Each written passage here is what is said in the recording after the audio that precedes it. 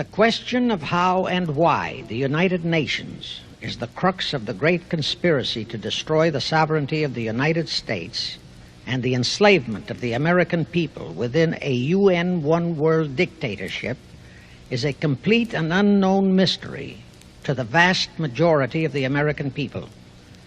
The reason for this unawareness of the frightening danger to our country and to the entire free world is simple. The masterminds behind this great conspiracy have absolute control of all of our mass communications media, especially television, the radio, the press, and Hollywood.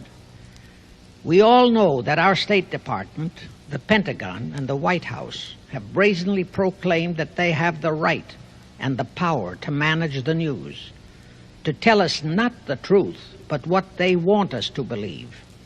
They have seized that power on orders from their masters of the great conspiracy. And the objective is to brainwash the people into accepting the phony peace bait to transform the United States into an enslaved unit of the United Nations one world government. First of all, bear in mind that the so-called UN police action in Korea, fought by the United States, in which 150,000 of our sons were murdered and maimed, was part of the plot, just as the undeclared by Congress war in Vietnam, in which our sons are dying, is part of the plot, just as the plot against Rhodesia and South Africa, in which our sons will be dying, is part of the UN plot. However, the vitally important thing for all Americans, all you mothers of the boys who died in Korea and are now dying in Vietnam, to know is that our so-called leaders in Washington, whom we elected to safeguard our nation and our Constitution, are the betrayers, and that behind them are a comparatively small group of men whose sole objective is to enslave the whole world of humanity in their satanic plot of one world government. Now, in order to give you a very clear picture of this satanic plot, I will go back to its beginning, clear back in the middle of the 18th century, and name the men who put that plot into action, and then bring you down to the present, today's status of that plot. Now, as a matter of further intelligence, a term used by the FBI, let me clarify the meaning of the expression, "He is a liberal." The enemy, meaning the one-world conspirators, have seized upon that word liberal as a cover-up for their activities. It sounds so innocent and so humanitarian to be liberal.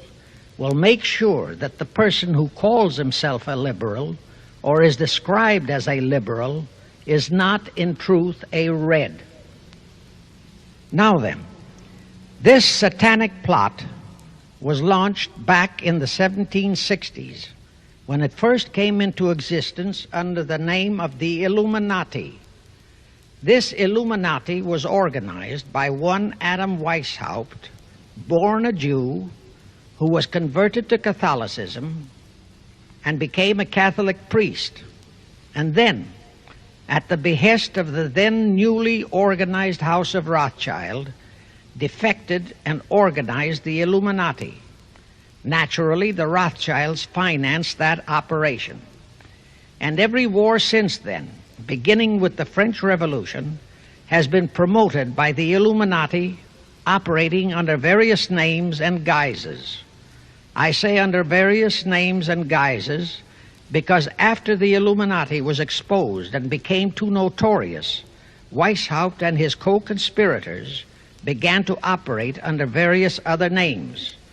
In the United States, immediately after World War I, they set up what they called the Council on Foreign Relations, commonly referred to as the CFR. And this CFR is actually the Illuminati in the United States. And its hierarchy, the masterminds in control of the CFR, to a very great extent are the descendants of the original Illuminati conspirators. But to conceal that fact, Most of them changed their original family names to American-sounding names. For example, the true name of the Dillons, Clarence and Douglas Dillon, once Secretary of the U.S. Treasury Department, is Lepowski. I'll come back to all this later. There is a similar establishment of the Illuminati in England, operating under the name of the British Institute of International Affairs. There are similar secret Illuminati organizations in France, Germany, and other nations operating under different names. And all these organizations, including the CFR, continuously set up numerous subsidiary or front organizations that are infiltrated into every phase of the various nations' affairs. But at all times, the operations of these organizations were and are masterminded and controlled by the internationalist bankers, who in turn were and are controlled by the Rothschilds. The details of how they accomplished the setting up of the CFR in the United States, as also in the other nations, are far too voluminous to be described in this dissertation. But you can find it complete in News Bulletin number 122, entitled UN is Spawn of the Illuminati, and News Bulletin number 123, entitled CFR Completely Unmasked as Illuminati. Both are published by the Cinema Educational Guild, Post Office Box 46205, Hollywood, California. You can get them for 50 cents per copy by writing to that address. Those news bulletins reveal the names of the original founders of the Illuminati and the Americanized names of their descendants in the present CFR. Now I'll go back to the activities of the original Illuminati conspirators. As revealed in News Bulletin number 122, one branch of the Rothschild family had financed Napoleon. Another branch of the Rothschilds, both branches the real masterminds of the Illuminati, financed Britain, Germany, and the other nations in the Napoleonic Wars. Immediately after the Napoleonic Wars, the Illuminati assumed that all the nations were so destitute and so weary of wars that they'd be glad for any solution.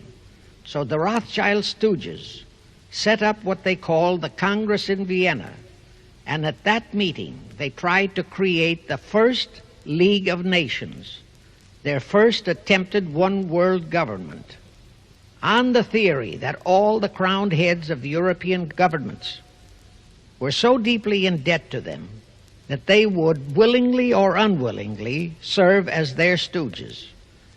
But the Tsar of Russia caught the stench of the plot and completely torpedoed it. The enraged Nathan Rothschild, then the head of that dynasty, vowed that someday he or his descendants would destroy the Tsar and his entire family.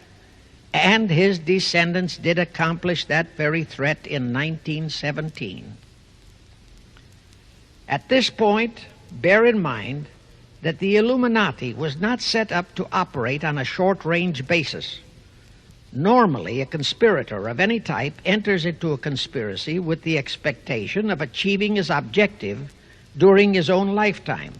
But that was not the case with the Illuminati. True, they hoped to accomplish their objective during their lifetime. But, paraphrasing The Show Must Go On, the Illuminati operates on the very long-range basis. Whether it will take scores of years or even centuries, they have dedicated their descendants to keep the plot boiling until they hope the conspiracy is achieved. Now let's go back to the birth of the Illuminati. Adam Weishaupt was a Jesuit-trained professor of canon law, teaching in Ingolstadt University when he defected from Christianity to embrace the Luciferian conspiracy. It was in 1770 that the professional moneylenders, the then recently organized House of Rothschild, retained him to revise and modernize the age-old protocols of Zionism, which from the outset was designed to give the synagogue of Satan, so named by Jesus Christ, ultimate world domination, so they could impose the Luciferian ideology upon what would remain of the human race after the final social cataclysm by use of satanic despotism. Weishaupt completed his task May 1st, 1776.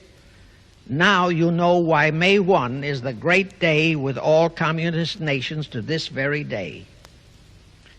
That was the day, May 1, 1776, that Weishaupt completed his plan and officially organized the Illuminati to put the plan into execution.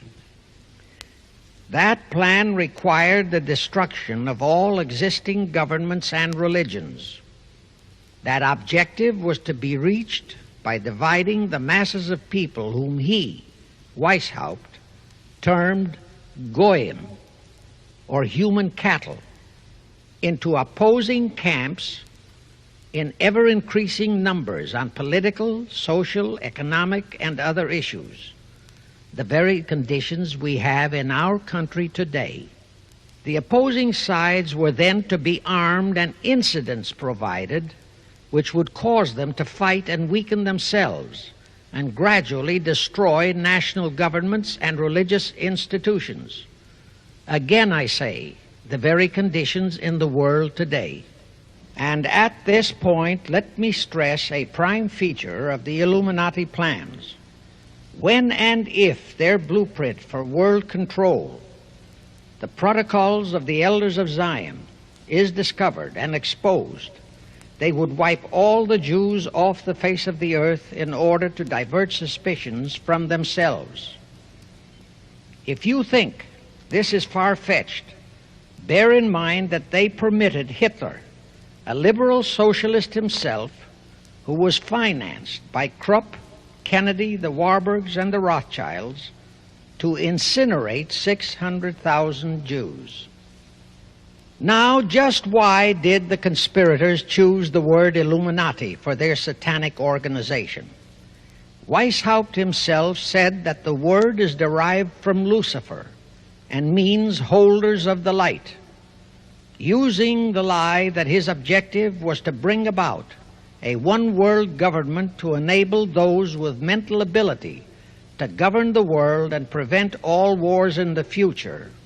In short, using the word peace on earth as his bait, exactly as that same bait, peace, was used by the 1945 conspirators to foist the United Nations on us. Weishaupt, financed, I repeat, by the Rothschilds, recruited some 2,000 paid followers. These included the most intelligent men in the fields of arts and letters, education, the sciences, finance, and industry. He then established lodges of the Grand Orient, Masonic lodges, to be their secret headquarters. And I again repeat that in all of this he was acting under orders from the House of Rothschild. The main features of the Weishaupt plan of operation required his Illuminati to do the following things to help them to accomplish their purpose.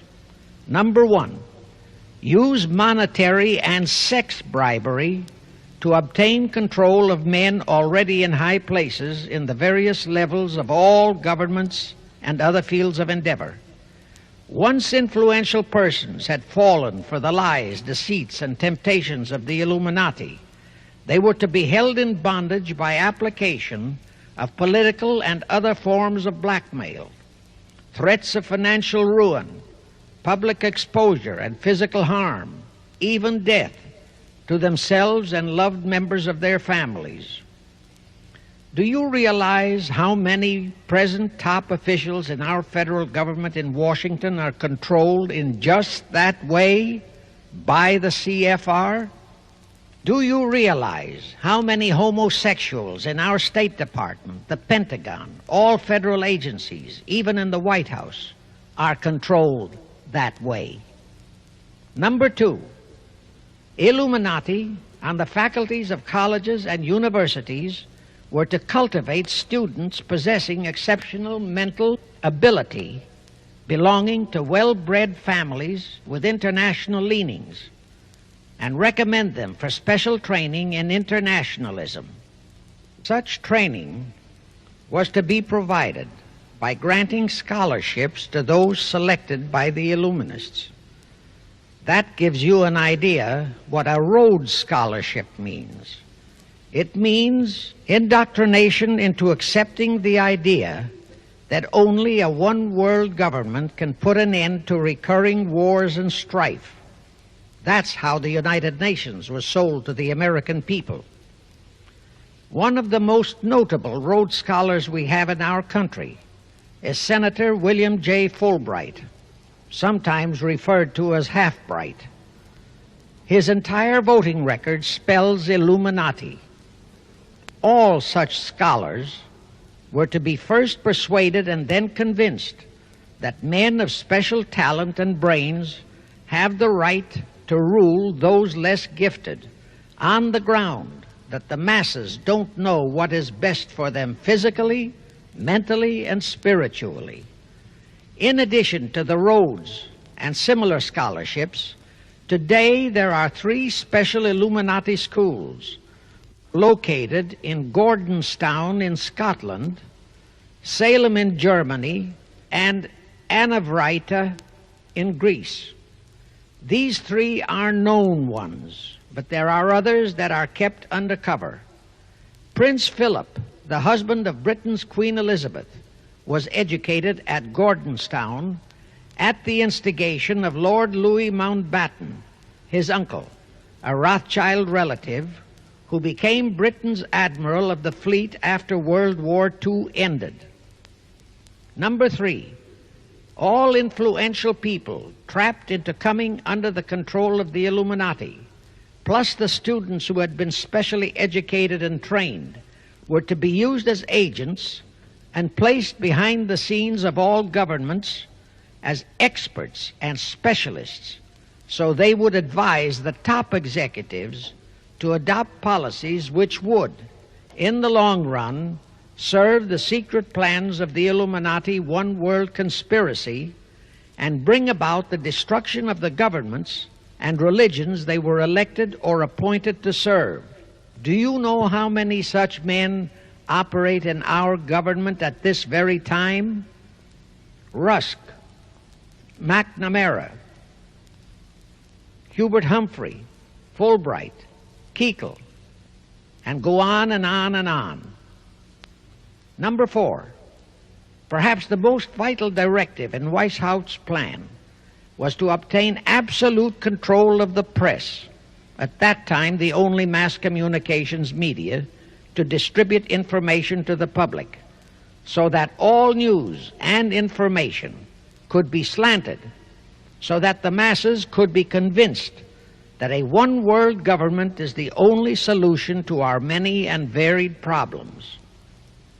Now do you know who owns and controls our mass communications media? I'll tell you, practically all the movie lots in Hollywood is owned by the Lehmans, Kuhn, Loeb and Company, Goldman Sachs, and other internationalist bankers. All the national radio and TV channels in the nation are owned and controlled by those same internationalist bankers. The same is true of every chain of metropolitan newspapers and magazines, also of the press wire services, such as Associated Press, United Press International, etc. The supposed heads of all those media are merely the fronts for the internationalist bankers, who in turn compose the hierarchy of the CFR, today's Illuminati in America. Now can you understand why the Pentagon's press agent Sylvester so brazenly proclaimed that the government has the right to lie to the people?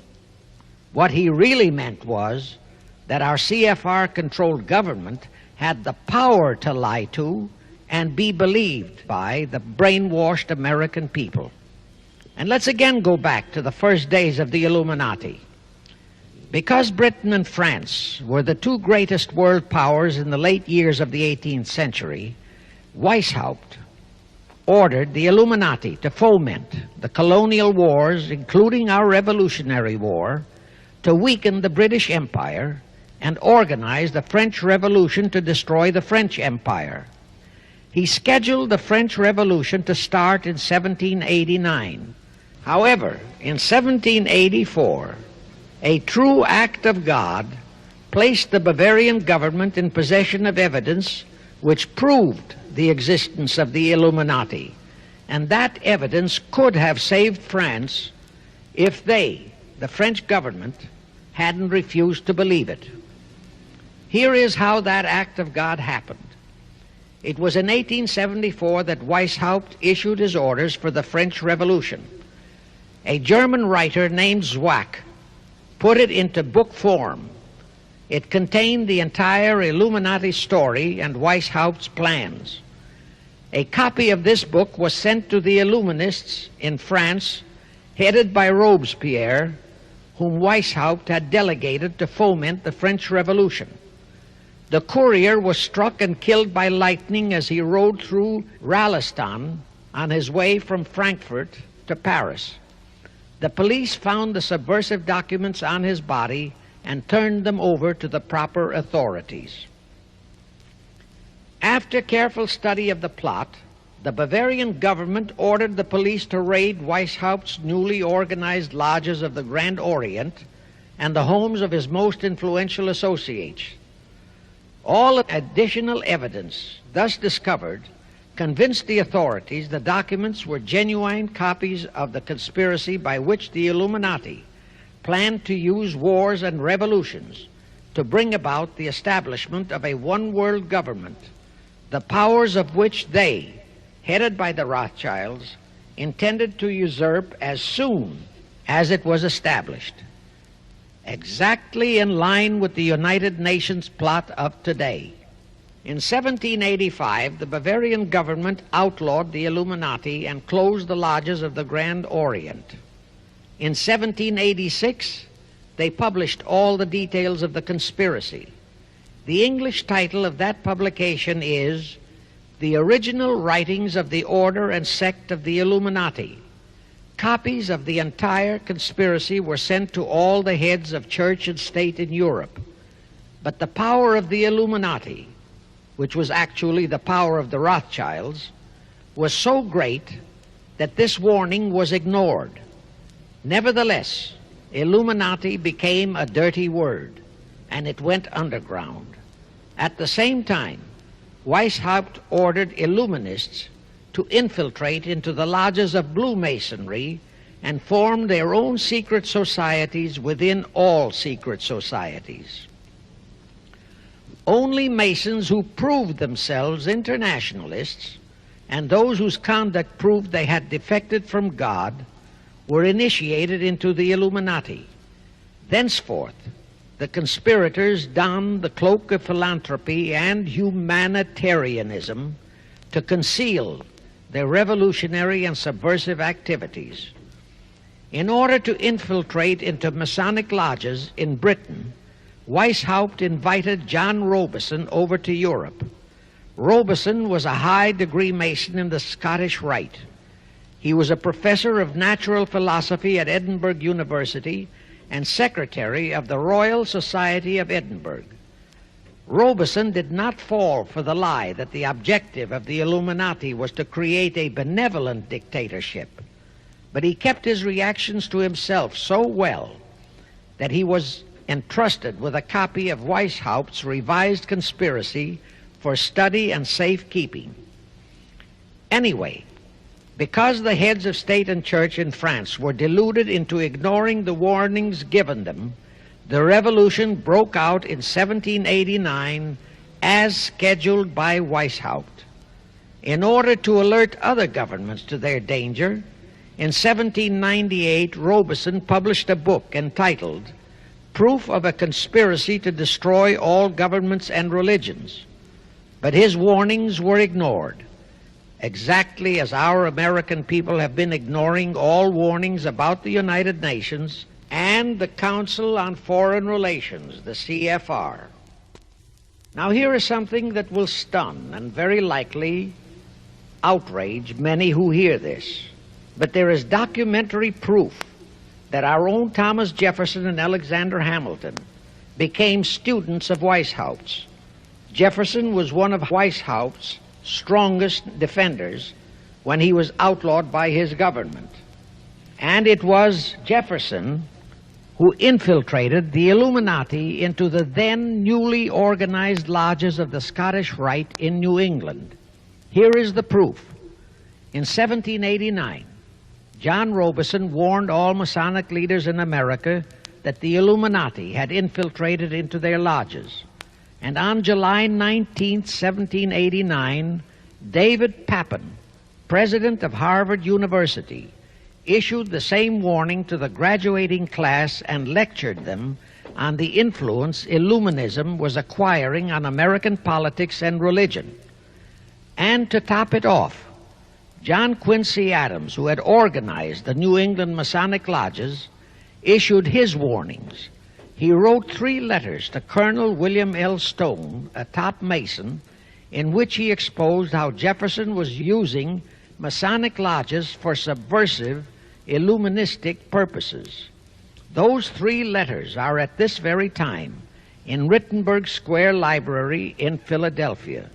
In short, Jefferson, founder of the Democratic Party, was a member of the Illuminati, which at least partly accounts for the condition of the party at this time. And through infiltrations of the Republican Party, we have exactly nothing of loyal Americanism today. That disastrous rebuff at the Congress at Vienna, created by the Tsar of Russia, did not by any means destroy the Illuminati conspiracy. It merely forced them to adopt a new strategy.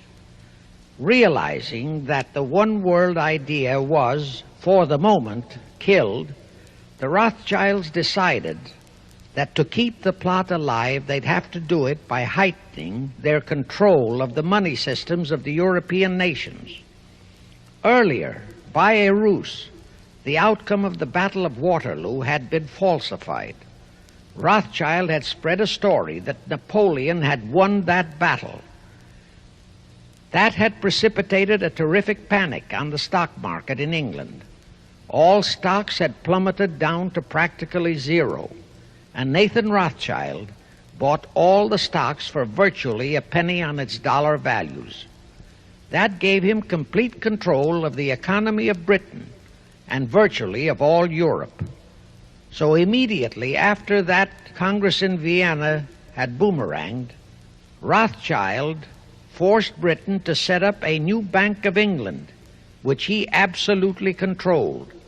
Exactly as later, through Jacob Schiff, he engineered our own Federal Reserve Act, which gave the House of Rothschild a secret control of the economy in the United States.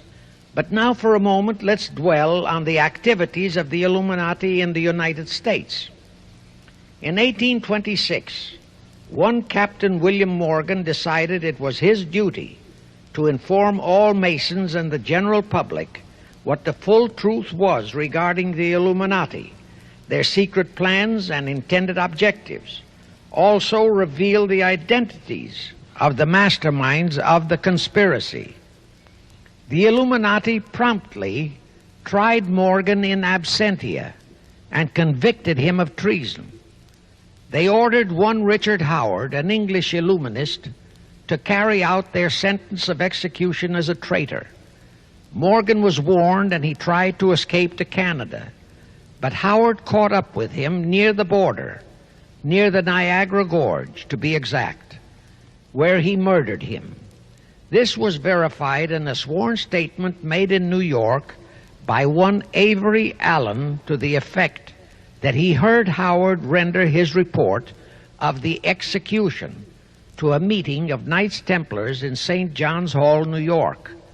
He also told how arrangements had been made to ship Howard back to England. That Allen affidavit is on record in New York City archives. Very few Masons and very few of the general public know that general disapproval over that incident of murder caused approximately half of all the Masons in the northern jurisdiction of the United States to secede. Copies of the minutes of the meeting held to discuss that matter are still in existence in safe hands, and that all that secrecy emphasizes the power of the masterminds of the Illuminati to prevent such terrible events of history from being taught in our schools. In the early 1850s, the Illuminati held a secret meeting in New York, which was addressed by a British Illuminist named Wright. Those in attendance were told that the Illuminati was organizing to unite the nihilist and atheist groups with all other subversive groups into an international to be known as communists. That was when the word communist first came into being, and it was intended to be the supreme weapon and scare word to terrify the whole world and drive the terrorized peoples into the Illuminati one world scheme. This scheme, communism, was to be used to enable the Illuminati to foment future wars and revolutions. Clinton Roosevelt, a direct ancestor of Franklin Roosevelt, Horace Greeley and Charles Dana, foremost newspaper publishers of that time, were appointed to head a committee to raise funds for the new venture. Of course, most of the funds were provided by the Rothschilds. And this fund was used to finance Karl Marx and Engels when they wrote Das Kapital and the Communist Manifesto in Soho, England.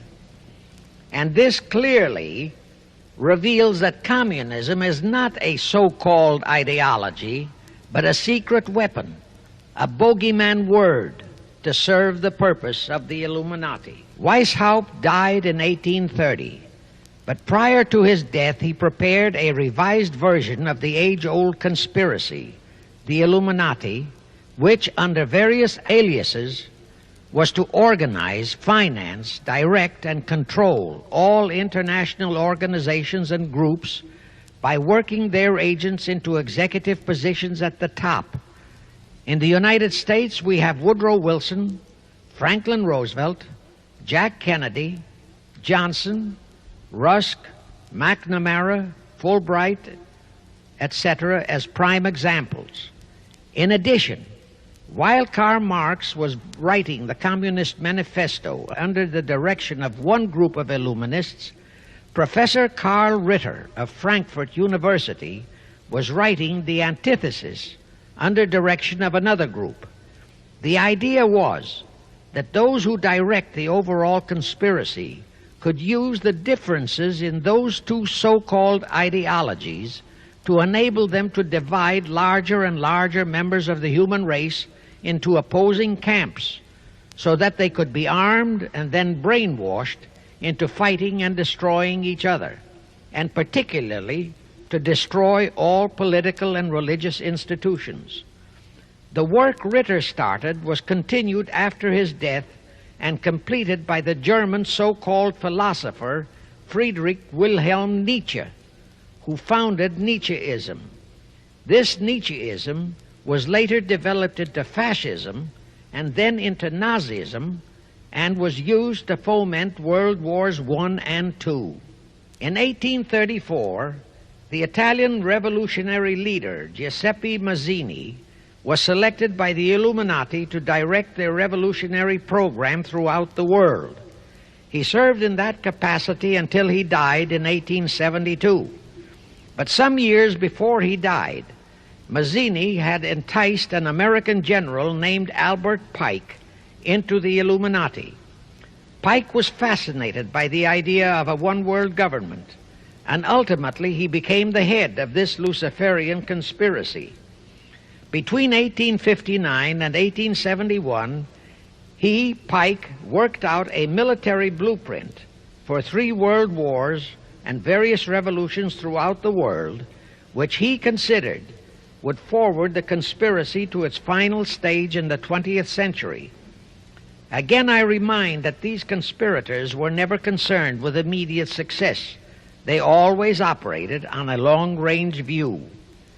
Pike did most of his work in his home in Little Rock, Arkansas, but a few years later, when the Illuminati's lodges of the Grand Orient became suspect and repudiated because of Mazzini's revolutionary activities in Europe, Pike organized what he called the New and Reformed Palladian Rite. He set up 3 Supreme Councils, one in Charleston, South Carolina, one in Rome, Italy, and the 3rd in Berlin, Germany. He had Mazzini establish 23 subordinate councils in strategic locations throughout the world. These have been the secret headquarters of the world revolutionary movement ever since. Long before Marconi invented radio, the scientists in the Illuminati had found the means for Pike and the heads of his councils to communicate secretly. It was the discovery of that secret that enabled intelligence officers to understand how apparently unrelated incidents, one such as the assassination of an Austrian prince at Sarajevo, took place simultaneously throughout the world, which developed into a war or a revolution. Pike's plan was as simple as it has proved effective. It called for communism, Nazism, political Zionism, and other international movements be organized and used to foment 3 global world wars and at least 2 major revolutions. The First World War was to be fought so as to enable the Illuminati to destroy Tsarism in Russia, as vowed by Rothschild after the Tsar had torpedoed his scheme at the Congress in Vienna, and to transform Russia into a stronghold of atheistic communism. The differences stirred up by agents of the Illuminati between the British and German empires were to be used to foment this war. After the war would be ended, communism was to be built up and used to destroy other governments and weaken religions. World War II, when and if necessary, was to be fomented by using the controversies between fascists and political Zionists. And here let it be noted that Hitler was financed by Krupp, the Warburgs, the Rothschilds, and other internationalist bankers, and that the slaughter of the supposed 600,000 Jews by Hitler didn't bother the Jewish internationalist bankers at all. That slaughter was necessary in order to create worldwide hatred of the German people and thus bring about the war against them. In short, this Second World War was to be fought to destroy Nazism and to increase the power of political Zionism so that the State of Israel could be established in Palestine. During this World War II, international communism was to be built up until it equaled in strength that of united Christendom.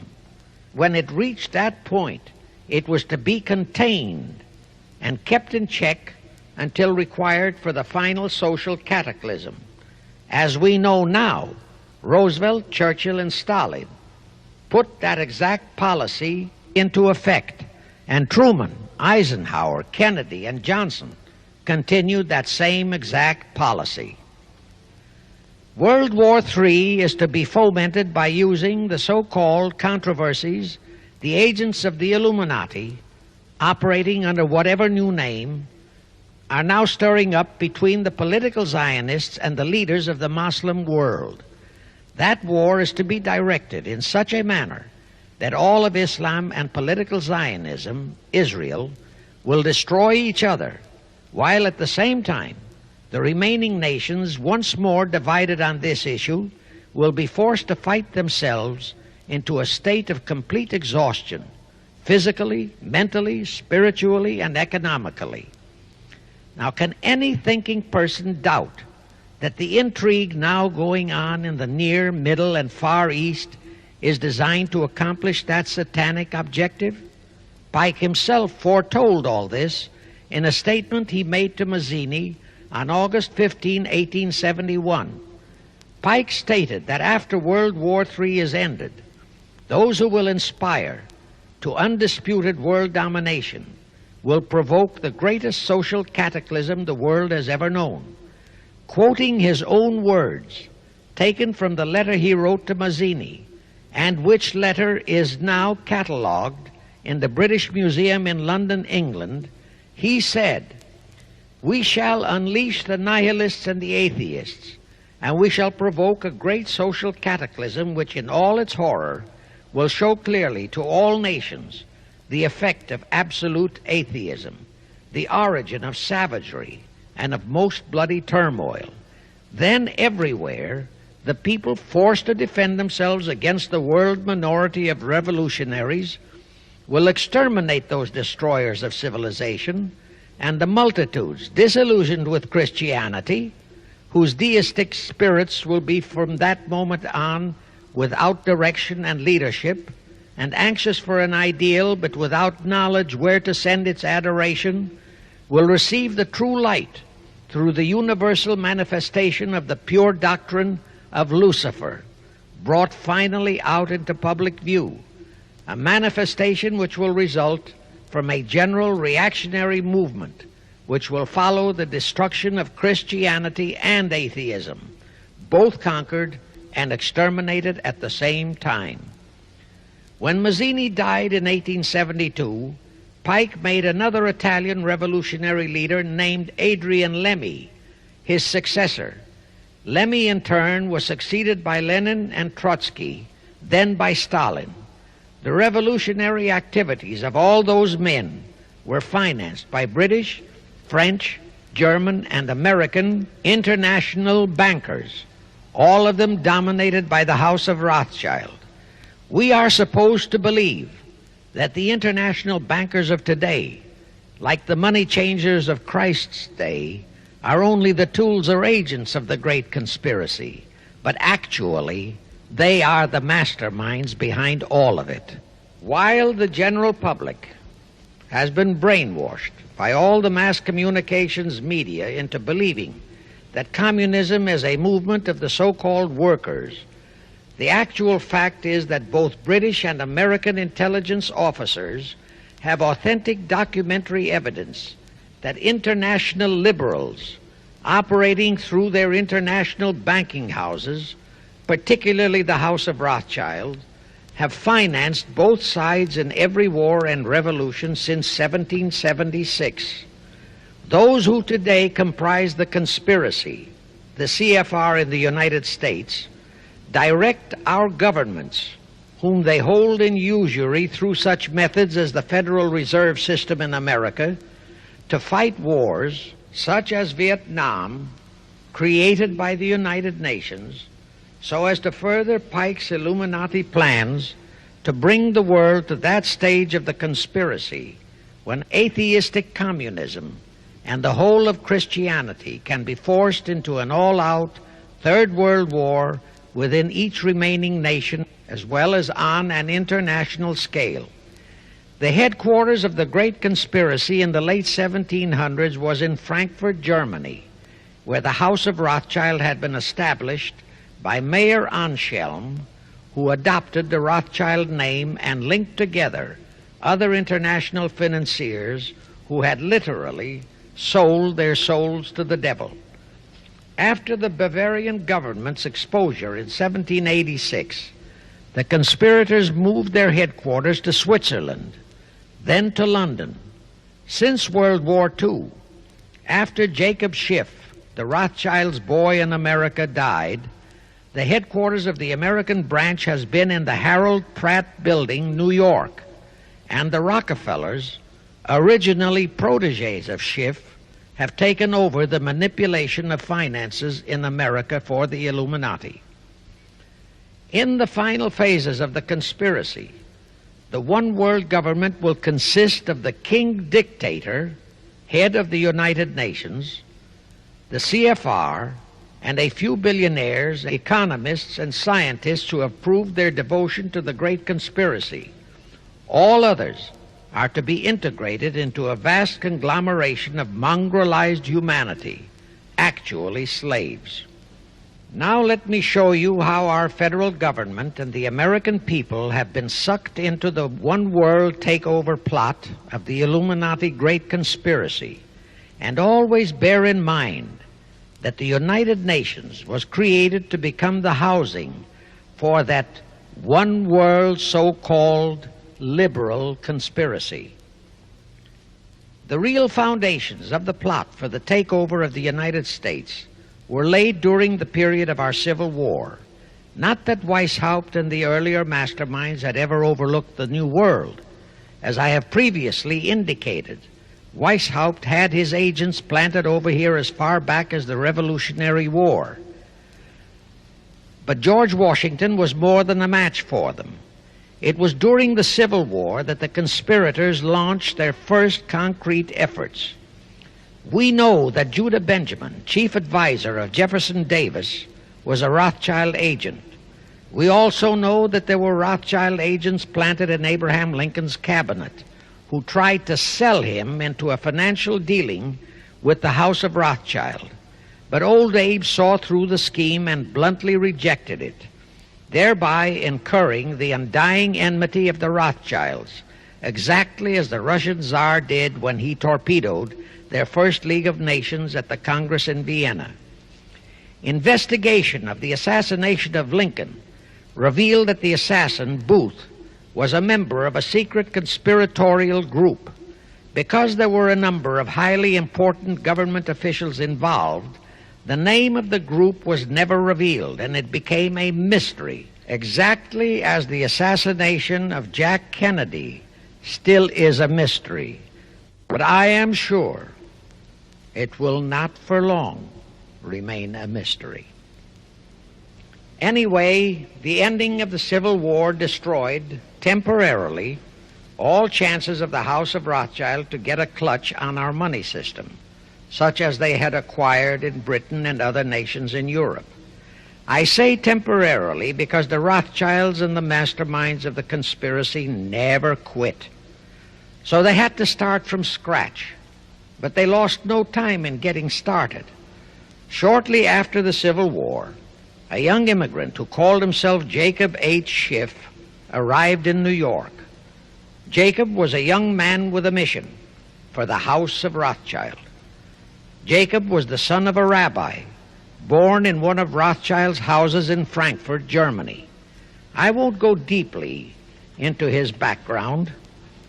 The important point is that Rothschild recognized in him not only a potential money wizard, but more important, he also saw the latent Machiavellian qualities in Jacob that could, as it did, make him an invaluable functionary in the great one-world conspiracy. After a comparatively brief training period in the Rothschilds' London bank, Jacob left for America with instructions to buy into a banking house, which was to be the springboard to acquire control of the money system of the United States. Actually, Jacob came here to carry out 4 specific assignments. Number 1, and most important, was to acquire control of America's money system. Number 2, find desirable men who, for a price, would be willing to serve as stooges for the great conspiracy and promote them into high places in our federal government, our Congress, in the U.S. Supreme Court, and all federal agencies. Number 3, create minority group strife throughout the nations, particularly between whites and blacks. Number 4, create a movement to destroy religion in the United States, but Christianity to be the chief target. Earlier, I stated that Jacob Schiff came to America with orders by Rothschild to carry out 4 specific directives. The first and most important one was to get control of the United States money system. Let's trace Schiff's step to accomplish that directive.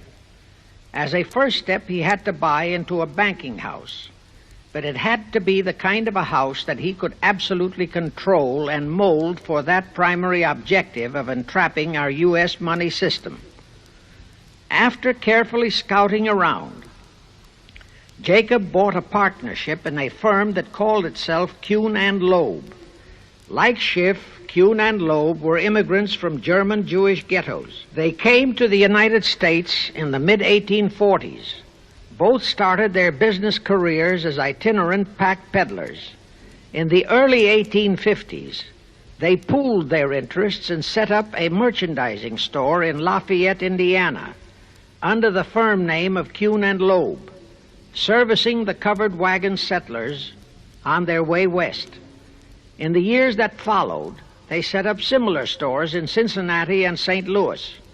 Then they added pawnbroking to their merchandising pursuits. From that to money lending was a short and quick step.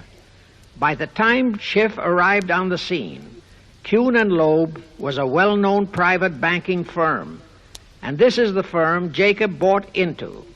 Shortly after he became a partner in Kuhn and Loeb, Schiff married Loeb's daughter, Teresa.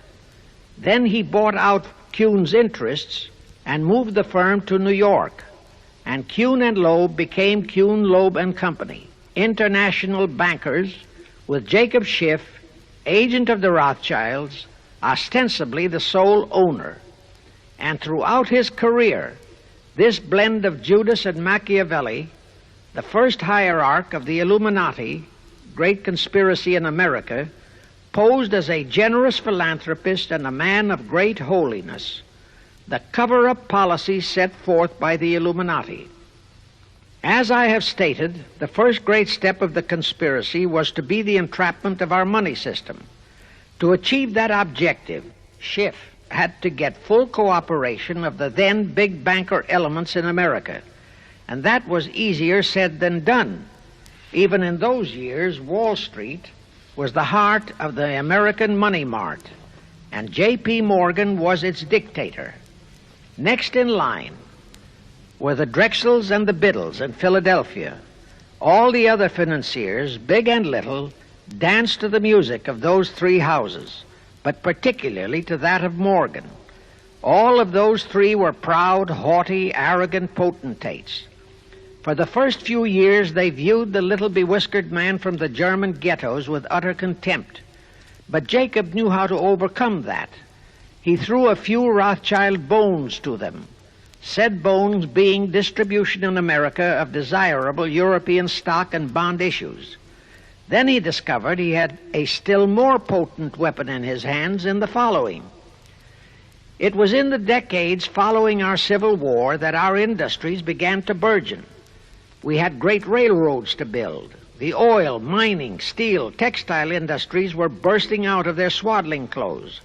All that called for vast financing. Much of that financing had to come from abroad. That meant the House of Rothschild, and that was when Schiff came into his own. He played a very crafty game. He became the patron saint of John D. Rockefeller, Edward R. Harriman, and Andrew Carnegie. He financed the Standard Oil Company for Rocky, the railroad empire for Harriman, and the steel empire for Carnegie. But instead of hogging all the other industries for Kuhn, Loeb and Company, he opened the doors of the House of Rothschild to Morgan, Biddle, and Drexel. In turn, Rothschild arranged the setting up of London, Paris, European, and other branches for those three, but always in partnerships with Rothschild subordinates. And Rothschild made it very clear to all those men that Schiff was to be the boss in New York. Thus, at the turn of the century, Schiff had a tight control of the entire banking fraternity on Wall Street, which by then, with Schiff's help, included Lehman Brothers, Goldman Sachs, and other internationalist banks, headed by men chosen by the Rothschilds. In short, that meant control of the nation's money powers, and he was then ready for the giant step, the entrapment of our national money system. Now, under our Constitution, all control of our money system is vested solely in our Congress. Schiff's next important step was to seduce our Congress to betray that constitutional edict by surrendering that control to the hierarchy of the Illuminati's great conspiracy. In order to legalize that surrender and thus make the people powerless to resist it, it would be necessary to have Congress enact special legislation. To accomplish that, Schiff would have to infiltrate stooges into both houses of Congress, stooges powerful enough to railroad Congress into passing such legislation. Equally, or even more important, he would have to plant a stooge in the White House, a president without integrity and without scruples, who would sign that legislation into law. To accomplish that, he had to get control of either the Republican or the Democratic Party. The Democratic Party was the more vulnerable. It was the hungrier of the two parties. Except for Grover Cleveland, the Democrats had been unable to land one of their men in the White House since before the Civil War. There were two reasons for that. Number one, poverty of the party. Number two, there were considerably more Republican-minded voters than Democrats. The poverty matter was not a great problem, but the voter problem was a different story. But as I previously said, Schiff was a smart cookie. Here is the atrocious and murderous method he employed to solve that voter problem. His solution emphasizes how very little the Jewish internationalist bankers care about their own racial brethren, as you shall see. Suddenly, around 1890, there broke out a nationwide series of pogroms in Russia.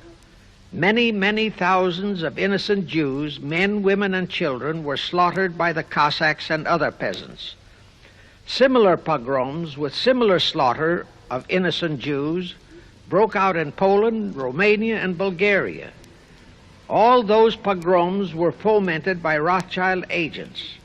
As a result, Jewish terrified refugees from all those nations swarmed into the United States, and that continued throughout the next 2 or 3 decades because the pogroms were continuous through all those years. All those refugees were aided by self-styled humanitarian committees set up by Schiff, the Rothschilds, and all the Rothschild affiliates. In the main, the refugees streamed into New York, but the Schiff-Rothschild humanitarian committees found ways to shuffle many of them into other large cities, such as Chicago, Boston, Philadelphia, Detroit, Los Angeles, etc. All of them were quickly transformed into naturalized citizens and educated to register as Democrats. Thus, all of that so-called minority group became solid Democratic voter blocs in their communities, all controlled and maneuvered by their so-called benefactors. And shortly after the turn of the century, they became vital factors in the political life of our nation. That was one of the methods Schiff employed to plant men like Nelson Aldrich in our Senate and Woodrow Wilson in the White House. At this point, let me remind you of another of the important jobs that was assigned to Schiff when he was dispatched to America. I refer to the job of destroying the unity of the American people by creating minority group and racial strife. By the pogrom-driven Jewish refugees into America, Schiff was creating one ready-made minority group for that purpose. But the Jewish people as a whole, made fearful by the pogroms, could not be depended upon to create the violence necessary to destroy the unity of the American people. But right within America, there was an already made-to-order, although as yet a sleeping minority group, the Negroes, who could be sparked into so-called demonstrations, rioting, looting, murder, and every other type of lawlessness. All that was necessary was to incite and arouse them. Together, those two minority groups, properly maneuvered, could be used to create exactly the kind of strife in America the Illuminati would need to accomplish their objective.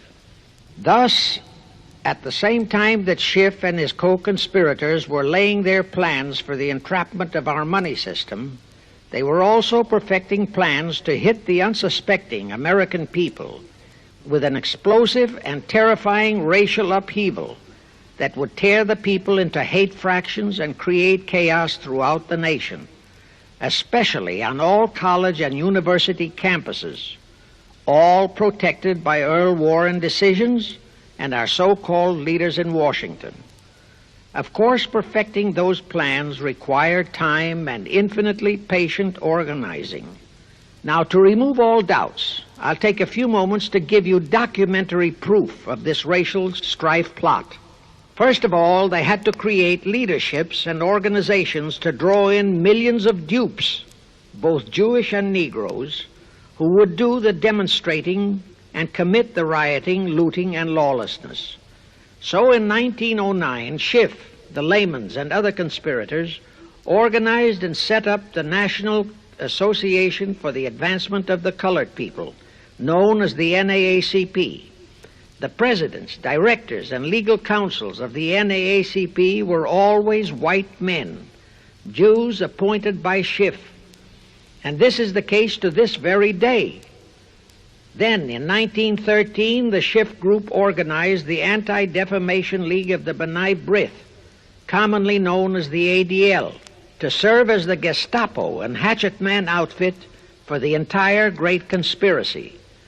Today, this sinister ADL maintains over 2,000 agencies in all parts of the country, and they advise and completely control every action of the NAACP, CORE, of the Urban League, of all the other so-called Negro civil rights organizations throughout the nation, including such leaders as Martin Lucifer King, Stokely Carmichael, Bayard Rustin, and others of that ilk. In addition, the ADL acquired absolute control of the advertising budgets of many department stores, hotel chains, and TV and radio industrialist sponsors, also advertising agencies, in order to control practically all the mass communications media and force every loyal newspaper to slant and falsify the news, and to further incite and at the same time create sympathy for the lawlessness and violence of the Negro mobs. Here is documentary proof of the beginning of their deliberate plot to foment the Negroes into all their lawlessness. Around 1910, one Israel Zangwill wrote a play entitled The Melting Pot. It was sheer propaganda to incite the Negroes and Jews, because the play purportedly visualized how the American people were discriminating against and persecuting Jews and Negroes. At that time, nobody seemed to realize that it was a propaganda play. It was that cleverly written. The propaganda was well wrapped up in the truly great entertainment in the play, and it was a big Broadway hit. Now, in those years, the legendary Diamond Jim Brady used to throw a banquet at the famous Delmonico restaurant in New York after the opening performance of a popular play. He threw such a party for the cast of The Melting Pot, its author, producer, and chosen Broadway celebrities. By then, I'd already made a personal mark on the Broadway theater and was invited to that party. There I met George Bernard Shaw and a Jewish writer named Israel Cohen. Zangwill, Shaw, and Cohen were the triumvirate who created the Fabian Society in England, and had worked closely with a Frankfurt Jew named Mordecai, who had changed his name to Karl Marx. But remember, at that time, both Marxism and communism were just emerging, and nobody paid much attention to either, and nobody suspected the propaganda in the writings of those three really brilliant writers. At that banquet, Israel Cohen told me he was then engaged in writing a book which was to be a follow-up on Zangwill's The Melting Pot. The title of his book was to be A Racial Program for the 20th Century. At that time, I was completely absorbed by my work as a playwright, and significant as that title was, its real objective never dawned on me, nor was I interested in reading the book. But it suddenly hit me with the force of a hydrogen bomb when I received a newspaper clipping of an item published by the Washington, D.C. Evening Star in May 1957.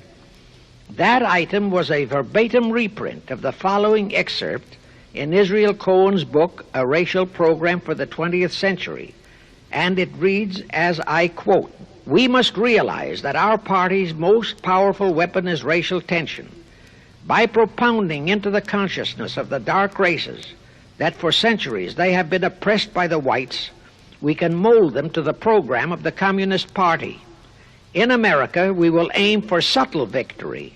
While inflaming the Negro minority against the whites, we will instill in the whites a guilt complex for their exploitation of the Negroes. We will aid the Negroes to rise to prominence in every walk of life, in the professions and in the world of sports and entertainment. With this prestige, the Negro will be able to intermarry with the whites and begin a process which will deliver America to our cause." That same excerpt was entered into the Congressional Record of June 7, 1957 by Representative Thomas G. Abernathy. Thus the authenticity of that passage in Cohen's book was fully established. But the one question that remained in my mind was whether it represented the official policy or plot of the Communist Party or just a personal expression of Cohen himself. Hence I sought more proof, and I found it. In an official pamphlet published in 1935 by the New York Communist Party's official Workers' Library Publishers. That pamphlet was entitled, "The Negroes in a Soviet America." It urged the Negroes to rise up, form a Soviet state in the South, and apply for admission to the Soviet Union. It contained a firm pledge that the revolt would be supported by all American Reds and all so-called liberals. On page 38, it promised that a Soviet government would confer greater benefits to Negroes than to whites. And again, this official communist pamphlet pledged that, I quote, "Any act of discrimination or prejudice against a Negro will become a crime under the revolutionary law," unquote. That statement proved that the excerpt in Israel Cohen's book, published in 1913, was an official edict of the Communist Party and directly in line with the Illuminati blueprint for world revolution issued by Weishaupt and later by Albert Pike. Now there's only one question, and that is to prove that the communist regime is directly controlled by the American Jacob Schiff and London Rothschild masterminds of the Great Conspiracy.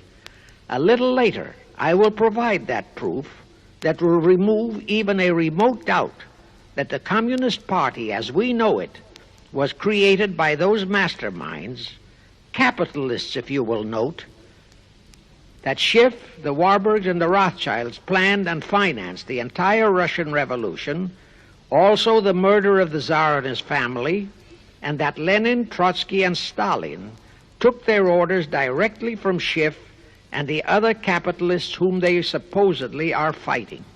Now can you see why the vile Earl Warren and his equally vile co-Supreme Court justices issued that infamous and treasonous desegregation decision in 1954? It was to aid and abet the plot of the Illuminati conspirators to create tension and strife between Negroes and whites. Can you see why the same Earl Warren issued his decision prohibiting Christian prayers and Christmas carols in our schools? It was done to destroy Christianity. Can you see why Eisenhower, despite all the rigid constitutional prohibitions, sent federal troops into a southern state to enforce the desegregation decision? Why Kennedy did likewise? And can you see why Johnson and 66 senators, despite the protests of 90% of the American people, voted for the Consular Treaty, which opens our entire country to Russian spies and saboteurs?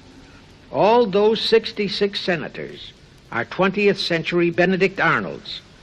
It is up to you and you, all of the American people, to force Congress, our elected servants, to haul in those American traitors for impeachments, and that when proven guilty, they all be given the punishment prescribed for traitors who aid and abet our enemies.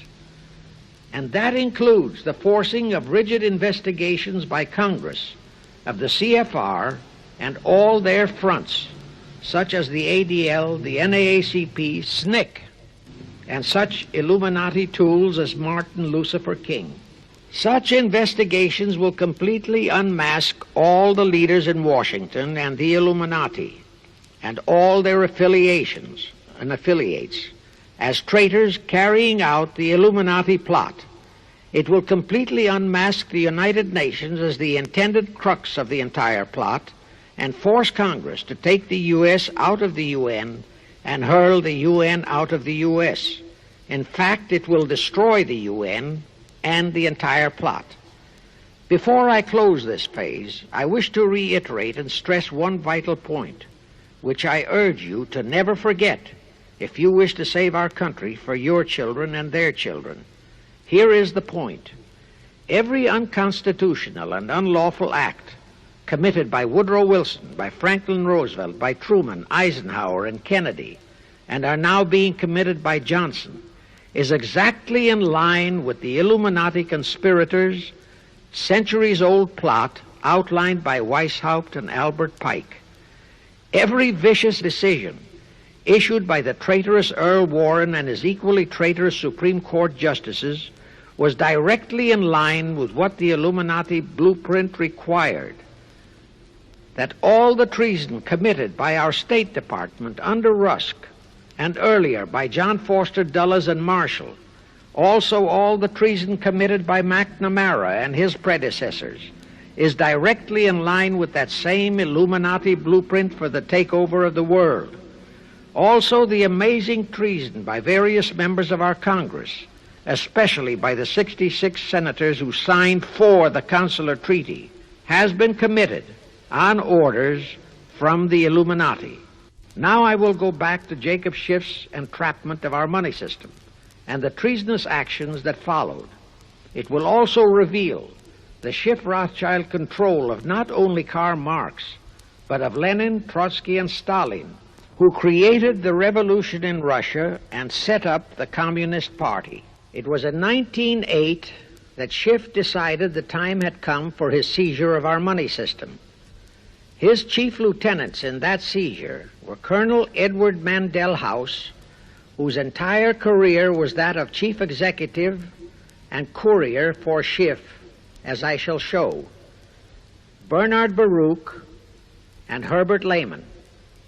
In the fall of that year, they assembled in secret conclave at the Jekyll Island Hunt Club, owned by J.P. Morgan at Jekyll Island, Georgia. Among those present were J.P. Morgan, John D. Rockefeller, Colonel House, Senator Nelson Aldrich, Schiff, Stillman and Vanderlip of the New York National City Bank, W. and J. Seligman, Eugene Meyer, Bernard Baruch, Herbert Lehman, Paul Warburg, in short, all of the international bankers in America, all of them members of the hierarchy of the Illuminati's great conspiracy. A week later, they emerged with what they called the Federal Reserve System. Senator Aldrich was the stooge who was to railroad it through Congress. But they held that railroading in abeyance for one chief reason. They would first have to plant their man, an obedient stooge, in the White House to sign the Federal Reserve Act into law. They knew that even if the Senate would pass that act unanimously, the then newly elected President Taft would promptly veto it. So they waited. In 1912, their man, Woodrow Wilson, was elected to the presidency. Immediately after Wilson was inaugurated, Senator Aldrich railroaded the Federal Reserve Act through both houses of Congress, and Wilson promptly signed it, and the Federal Reserve Act became law. That heinous act of treason was committed in December 23, 1913, 2 days before Christmas, when all the members of Congress, except for several carefully picked representatives and 3 equally carefully picked senators, were away from Washington. How heinously treasonous was that act? I'll tell you. Our founding fathers knew full well the power of money. They knew that whoever had that power held the destiny of our nation in his hands. Therefore, they carefully guarded this power when they set forth in the Constitution that Congress, the elected representatives of the people, alone would have that power. The constitutional language on this point is brief, concise, and specific, stated in Article 1, Section 8, Paragraph 5, defining the duties and powers of Congress, and I quote, "To coin money, regulate the value thereof, and of foreign coin, and the standard of weights and measures," unquote. But on that tragic, unforgettable day of infamy, December 23, 1913, the men we sent to Washington to safeguard our interests, the representatives and senators and Woodrow Wilson, delivered the destiny of our nation into the hands of two aliens from Eastern Europe, Jacob Schiff and Paul Warburg.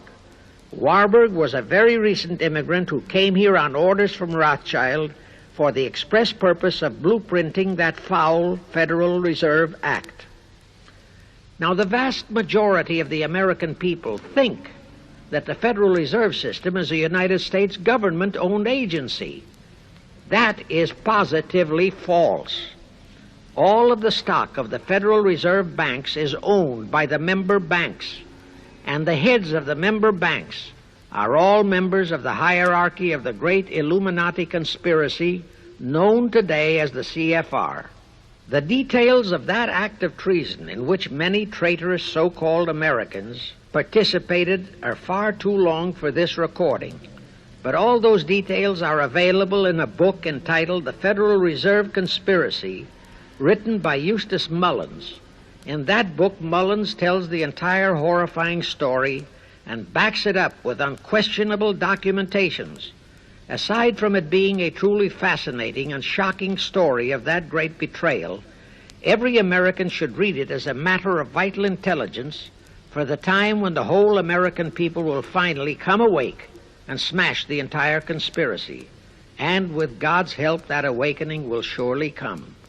You can get a copy of that book from the publishers, the Christian Educational Association, 530 Chestnut Street, Union, New Jersey.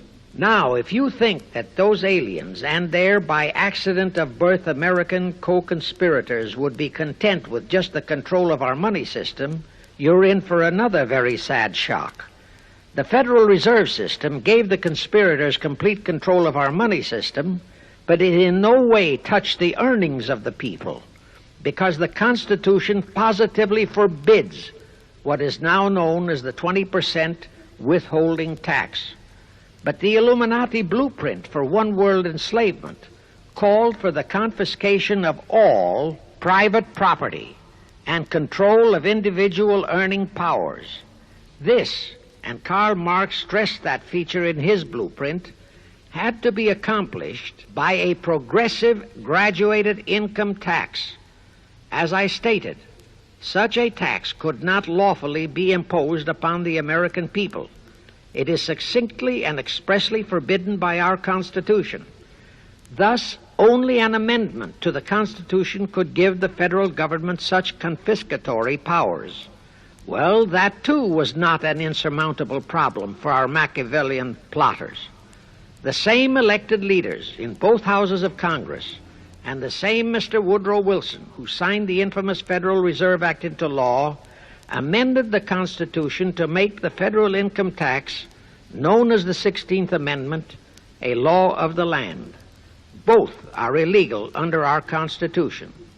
In short, the same traitors signed both betrayals, the Federal Reserve Act and the 16th Amendment, into law. However, it seems that nobody ever realized that the 16th Amendment was set up to rob, and I do mean rob, the people of their earnings via the income tax provision. The plotters didn't fully use that provision until World War II, when that great humanitarian, Franklin Roosevelt, applied a 20% withholding tax on all small wage earners and up to 90% on higher incomes. Oh, of course, he faithfully promised that it would be only for the duration of the war. But what was a promise to such a charlatan who in 1940, when he was running for his third term, kept proclaiming, I say again and again and again that I will never send American boys to fight on foreign soil. Remember? He was proclaiming that even as he was already preparing to plunge us into World War II by enticing the Japanese into that sneak attack on Pearl Harbor to furnish him with his excuse. And before I forget, let me remind you that another charlatan named Woodrow Wilson used exactly that same campaign slogan in 1916. His slogan was, "Re-elect the man who will keep your sons out of the war." Exactly the same formula, exactly the same promises. But wait, as Al Jolson used to say, you ain't heard nothing yet. That 16th Amendment income tax trap was intended to confiscate, rob, the earnings only of the common herd, you and me. It was not intended to even touch the huge incomes of the Illuminati gang, the Rockefellers, the Carnegies, the Lehmans, and all the other conspirators. So together with that 16th Amendment, they created what they called the tax-free foundations. That would enable the conspirators to transform their huge wealth into such so-called foundations and avoid payment of virtually all income taxes. The excuse for it was that the earnings of those tax-free foundations would be devoted to humanitarian philanthropy. So we now have the several Rockefeller foundations, the Carnegie Endowment Fund, the Ford Foundation, the Mellon Foundation, and hundreds of similar tax-free foundations. And what kind of philanthropy do these foundations support? Well, they finance all the civil rights groups that are creating all the chaos and rioting all over the country. They finance the Martin Lucifer Kings. The Ford Foundation finances the Center for the Study of Democratic Institutions in Santa Barbara, commonly referred to as Moscow West, and which is headed by Wonderboy Hutchins, Walter Reuther, Irwin Canham, and others of that ilk. In short, the tax-free foundation financed those who are doing the job for the Illuminati great conspiracy. And what are the hundreds of billions of dollars they confiscate every year from the earnings of the common herd, you and me, used for? Well, for one thing, there's the foreign aid gimmick, which gave billions to communist Tito, plus gifts of hundreds of jet planes, many of which were turned over to Castro, plus the costs of training communist pilots so that they can the better shoot down our planes, billions to Red Poland, billions to India, billions to Sukarno, billions to other enemies of the United States. That's what that treasonously railroaded 16th Amendment has done to our nation, to the American people, to you and to me, to your children and their children. Our CFR Illuminati-controlled federal government can grant tax-free status to all foundations and pro-red one-world outfits, such as the Fund for the Republic. But if you, or a patriotic pro-organization, is too outspokenly pro-American, they can terrify and intimidate you by finding a misplaced comma in your income tax report and by threatening you with penalties, fines, and even prison. Future historians will wonder how the American people could have been so naive and stupid as to have permitted such audaciously brazen acts of treason as the Federal Reserve Act and the 16th Amendment. Well, they were not naive and they were not stupid. The answer is they trusted the men they elected to safeguard our country and our people, and they just didn't have even an inkling about either betrayal until after each one had been accomplished. It was the Illuminati-controlled mass communications media that kept and is keeping our people naive and stupid and unaware of the treason being committed. Now the great question is, when will the people wake up and do to our traitors of today what George Washington and our founding fathers would have done to Benedict Arnold? Actually, Benedict Arnold was a petty traitor compared to our present traitors in Washington. Now let's go back to the events that followed the rape of our Constitution by the passage of the Federal Reserve Act of the 16th Amendment. With Wilson completely under their control, the masterminds of the great conspiracy put in motion their next and what they hoped would be their final steps to achieve their one world government. The first of those steps was to be World War I. Why war? Simple. The only excuse for a one world government is that it will supposedly ensure peace. The only thing that can make people cry for peace is war. War brings chaos, destruction, exhaustion, to winner as well as to loser. It brings economic ruin to both. Most important, it destroys the flower of the young manhood of both. To the saddened and heartbroken oldsters, the mothers and fathers, who are left with nothing but memories of their beloved sons, peace becomes worth any price. And that is the emotion upon which the conspirators depend for the success of their satanic plot. Throughout the 19th century, from 1814 to 1914, the world as a whole was at peace. Such wars as the Franco-Prussian, our own Civil War, the Russo-Japanese War, were what might be termed local disturbances that did not affect the rest of the world. All the great nations were prosperous, the peoples staunchly nationalistic and fiercely proud of their sovereignties. It was utterly unthinkable that the French and the German peoples would be willing to live under a one-world government, or the Turks and the Russians, or the Chinese and the Japanese. Even more unthinkable that a Kaiser Wilhelm, or a Franz Joseph, or a Tsar Nicholas, or any monarch would willingly and meekly surrender his throne to a one-world government. But bear in mind that the peoples in all nations are the real power, and only one thing, war, could make the peoples yearn and clamor for a peace-ensuring one-world government. But it would have to be a frightful and horribly devastating war.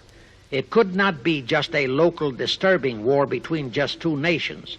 It would have to be a world war. No major nation must be left untouched by the horrors and devastation of such a war. The cry for peace must be made universal. Actually, that was the format set by the Illuminati and Nathan Rothschild at the turn of the 19th century. They first maneuvered all of Europe into the Napoleonic Wars. Then the Congress in Vienna, which they, and particularly Rothschild, planned to transform into a League of Nations, which was to have been the housing for their one-world government, exactly as the present United Nations was set up to be the housing for the forthcoming, God forbid, one-world government. Anyway, that was the format the House of Rothschild and Jacob Schiff decided to employ to achieve their objective in 1914. Of course, they knew that that same format had failed in 1814, but they theorized that was only because the Tsar of Russia had torpedoed that scheme. Well, the present 1914 conspirators would eliminate that 1814 fly in the ointment. They'd make sure that after the New World War, they were conspiring, there'd be no Tsar of Russia around to throw monkey wrenches into the machinery. I won't go into how they accomplished this first step to launch a world war. History records that World War I was precipitated by a trivial incident, the kind of incident both Weishaupt and Albert Pike had incorporated in their blueprints. That incident was the assassination of an Austrian archduke, arranged by the Illuminati masterminds. The war followed. It involved Germany, Austria-Hungary, and their allies, so-called the Axis powers, against France, Britain, and Russia, called the Allies. Only the United States was not involved during the first 2 years. By 1917, the conspirators had achieved their primary objective. All of Europe was in a state of destitution. All the peoples were war-weary and crying for peace. And the outcome, too, was all set. It was to come as soon as the United States would be hurled in on the side of the Allies. And that was all set to happen immediately after Wilson's re-election. After that, there could be only one outcome: complete victory for the Allies. To fully confirm my statement that long before 1917, the conspiracy headed in America by Jacob Schiff had it all set to hurl the United States into that war, I will cite the proof. When Wilson was campaigning for re-election in 1916, his chief appeal was, "Re-elect the man who will keep your sons out of the war." But during that same campaign, the Republican Party publicly charged that Wilson had long committed himself to throw us into the war. They charged that if he would be defeated, he would accomplish that act during his few remaining months in office. But if re-elected, he would hold off until after re-election. But at that time, the American people looked upon Wilson as a God-man. Well, Wilson was re-elected, and as per the schedule of the conspirators, he hurled us into the war in 1917. He used the sinking of the Lusitania as an excuse, a sinking which also was prearranged. Roosevelt, also a God-man in the eyes of the American people, followed the same technique in 1941 when he used the prearranged Pearl Harbor attack as his excuse for hurling us into World War II. Now, exactly as the conspirators planned, victory for the Allies would eliminate all the monarchs of the defeated nations and leave all their peoples leaderless, confused, bewildered, and perfectly conditioned for the one-world government the great conspiracy intended would follow. But there still would be an obstacle, the same obstacle that had balked the Illuminati and Rothschild at that Congress in Vienna peace gathering after the Napoleonic Wars. Russia would be on the winning side this time, as it was in 1814. Therefore, the Tsar would be securely on his throne. Here it is pertinent to note that Russia, under the Tsarist regime, had been the one country in which the Illuminati had never made any headway, nor had the Rothschilds ever been able to infiltrate their banking interests. Thus, a winning Tsar would be more difficult than ever to cope with. Even if he could be enticed into a so-called League of Nations, it was a foregone conclusion that he would never, but never go for a one-world government. So even before the outbreak of World War I, the conspirators had a plan in the making to carry out Nathan Rothschild's vow of 1814 to destroy the Tsar and also murder all possible royal heirs to the throne. And it would have to be done before the close of the war, and the Russian Bolsheviki were to be their instruments in this particular plot. From the turn of the century, the chiefs of the Bolsheviki were Nikolai Lenin, Leon Trotsky, and later Joseph Stalin. Of course, those were not their true family names. Prior to the outbreak of the war, Lenin headquartered in Paris. After the outbreak, Switzerland became his haven. Trotsky's headquarters were on the Lower East Side in New York, largely the habitat of Russian Jewish refugees. Both Lenin and Trotsky were similarly bewhiskered and unkempt. In those days, that was the badge of Bolshevism. Both lived well, yet neither had a regular occupation. Neither had any visible means of support, yet both always had plenty of money. All those mysteries were solved in 1917. Right from the outset of the war, strange and mysterious goings-on were taking place in New York. Night after night, Trotsky darted furtively in and out of Jacob Schiff's palatial mansion. And in the dead of those same nights, there were gatherings of hoodlums of New York's Lower East Side, all of them Russian refugees, at Trotsky's headquarters, and all were going through some mysterious sort of training process. But it was all shrouded in mystery. Nobody talked, although it did leak out that Schiff was financing all of Trotsky's activities. Then suddenly Trotsky vanished. So did approximately 300 of his trained hoodlums. Actually, they were on the high seas in a Schiff-chartered ship bound for a rendezvous with Lenin and his gang in Switzerland. And on that ship was $20 million in gold, the $20 million Schiff provided to finance the Bolsheviki takeover of Russia. In anticipation of Trotsky's arrival, Lenin prepared to throw a party in his Switzerland hideaway. Men of the very highest places in the world were to be guests at that party. Among them were the mysterious Colonel Edward Mandell House, Woodrow Wilson's mentor and palsy walsy, and more important, Schiff's special and confidential messenger. Another of the expectant guests was Warburg of the Warburg banking clan in Germany, who were financing the Kaiser, and whom the Kaiser had rewarded by making him chief of the secret police of Germany. In addition, there were the Rothschilds of London and Paris, also Litvinov, Kaganovich, Stalin, who was then head of a train and bank-robbing gang of bandits. He was known as the Jesse James of the Urals. And here I must remind that England and France were then long in war with Germany, and that on February 3, 1917, Wilson had broken off all diplomatic relations with Germany. Therefore, Warburg, Colonel House, the Rothschild, and all those others were enemies. But of course, Switzerland was neutral ground where enemies could meet and be friends, especially if they had some scheme in common. That Lenin party was very nearly wrecked by an unforeseen incident. The Schiff chartered ship on its way to Switzerland was intercepted and taken into custody by a British warship. But Schiff quickly rushed orders to Wilson to order the British to release the ship intact with the Trotsky hoodlums and the gold. Wilson obeyed. He warned the British that if they refused to release the ship, the United States would not enter the war in April as he had faithfully promised a year earlier. The British heeded the warning. Trotsky arrived in Switzerland, and the Lenin party went off as scheduled. But they still faced what ordinarily would have been the insurmountable obstacle of getting the Lenin-Trotsky band of terrorists across the border into Russia. Well, that's where Brother Warburg, chief of the German secret police, came in.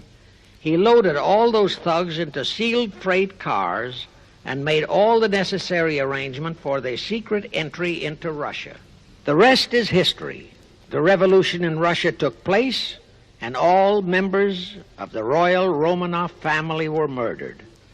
Now, my chief objective is to establish beyond even a remote doubt that communism, so-called, is an integral part of the Illuminati's great conspiracy for the enslavement of the entire world, that communism, so-called, is merely their weapon and bogeyman word to terrify the peoples of the whole world, and that the conquest of Russia and the creation of communism was in great part organized by Schiff and the other international bankers right in our own city of New York. A fantastic story? Yes. Some might even refuse to believe it. Well, for the benefit of any doubting Thomas, I will prove it by reminding that just a few years ago, Charlie Knickerbocker, a Hearst newspaper columnist, published an interview with John Schiff, grandson of Jacob, in which young Schiff confirmed the entire story and named the figure old Jacob contributed, $20 million. If anybody still has even a remote doubt that the entire menace of communism was created by the masterminds of the great conspiracy right in our own city of New York, I will cite the following historical fact. All records show that when Lenin and Trotsky engineered the capture of Russia, they operated as heads of the Bolsheviki party.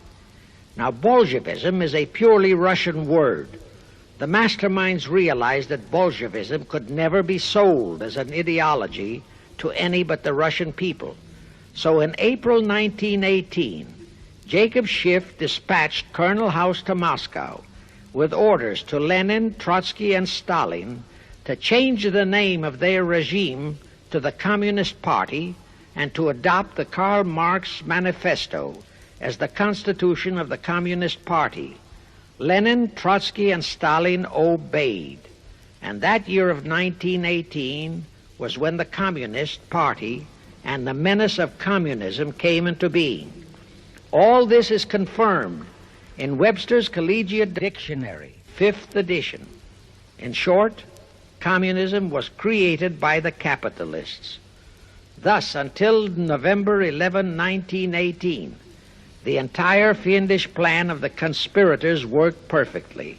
All the great nations, including the United States, were war-weary, devastated, mourning their dead.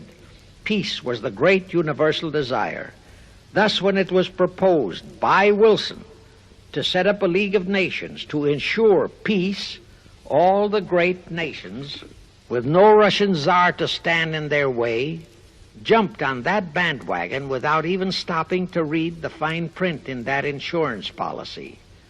That is, all but one, the United States, the very one that Schiff and his co-conspirators least expected would balk. And that was their one fatal mistake in that early plot.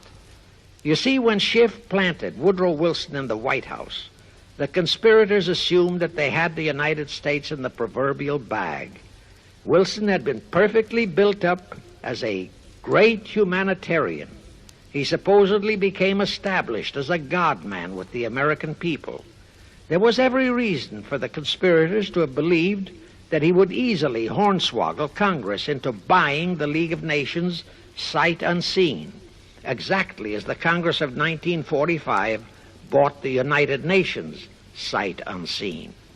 But there was one man in the Senate in 1918 who saw through that scheme just as the Russian Tsar did in 1814. He was a man of great political stature, almost as great as that of Teddy Roosevelt, and fully as astute. He was highly respected and trusted by all members of both houses of Congress and by the American people. The name of that great and patriotic American was Henry Cabot Lodge, not the phony of today who called himself Henry Cabot Lodge, Jr. until he was exposed. Lodge completely unmasked Wilson and kept the United States out of the League of Nations. Here it becomes of great interest to know the real reason for the Wilson League of Nations flop.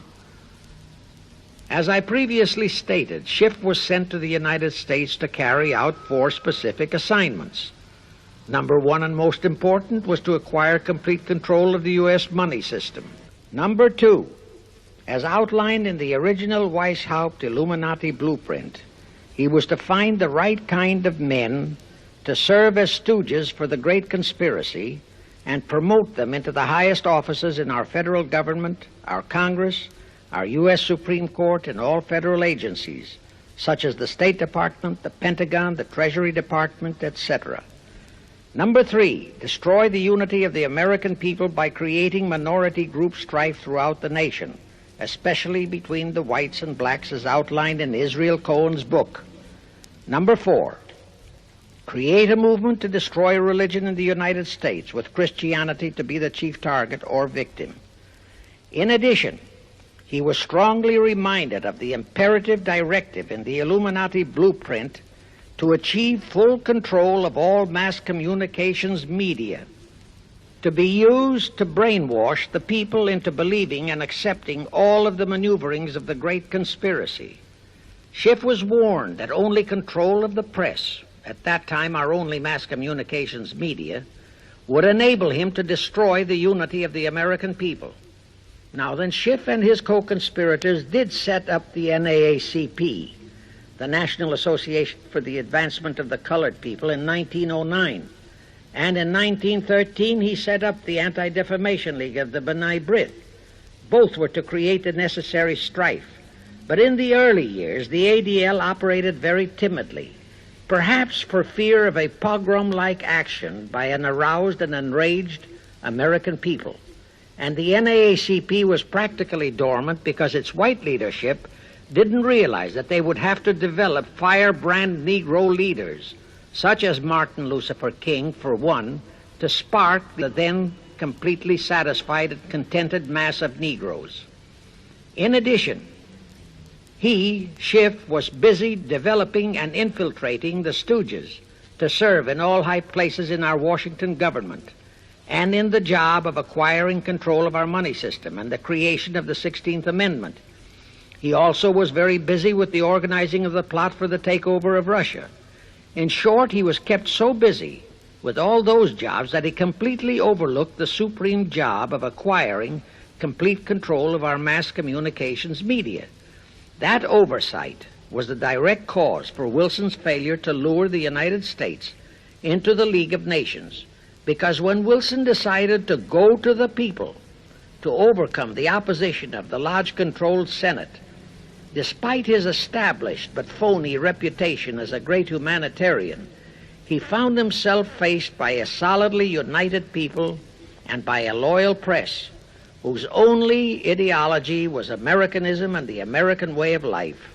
At that time, due to the ineptness and ineffectiveness of both the ADL and the NAACP, there were no organized minority groups, no Negro problems, no so-called anti-Semitic problem to sway the people's thinking. There were no lefts, there were no rights, no prejudices for crafty exploitations. Thus, Wilson's League of Nations appeals fell on deaf ears. That was the end of Woodrow Wilson, the conspirator's great humanitarian. He quickly abandoned his crusade and returned to Washington, where he shortly died an imbecile brought on by syphilis. And that was the end of the League of Nations as a corridor into one world government. Of course, that debacle was a terrible disappointment to the masterminds of the Illuminati conspiracy. But they were not discouraged. As I have previously stressed, this enemy never quits. They simply decided to reorganize and try from scratch again. By this time, Schiff was very old and slow. He knew it. He knew that the conspiracy needed a new, younger, and more active generalship. So, on his orders, Colonel House and Bernard Baruch organized and set up what they called the Council on Foreign Relations, the new name under which the Illuminati would continue to function in the United States. The hierarchy, officers and directors of the CFR, is composed principally of descendants of the original Illuminati, many of whom had abandoned their old family names and acquired new Americanized names. For one example, we have Dillon, who was Secretary of Treasury of the United States, whose original name was Lepowski. Another example is Paley, head of the CBS TV channel, whose true name is Polinsky. The membership of the CFR is approximately 1,000 in number and contains the heads of virtually every industrial empire in America, such as Blau, president of the U.S. Steel Corporation, Rockefeller, king of the oil industry, Henry Ford II, and so on. And, of course, all the international bankers, also the heads of the tax-free foundations, are officers and or active CFR members.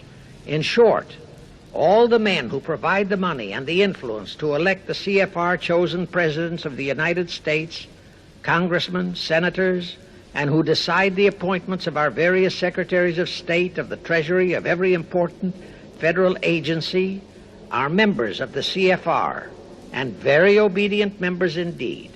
Now, just to cement that fact, I will mention the names of a few of the United States presidents who were members of the CFR. Franklin Roosevelt, Herbert Hoover, Dwight D. Eisenhower, Jack Kennedy. Others who were considered for the presidency are Thomas E. Dewey, Adlai Stevenson, Nixon, and Vice President of a CFR subsidiary, Barry Goldwater.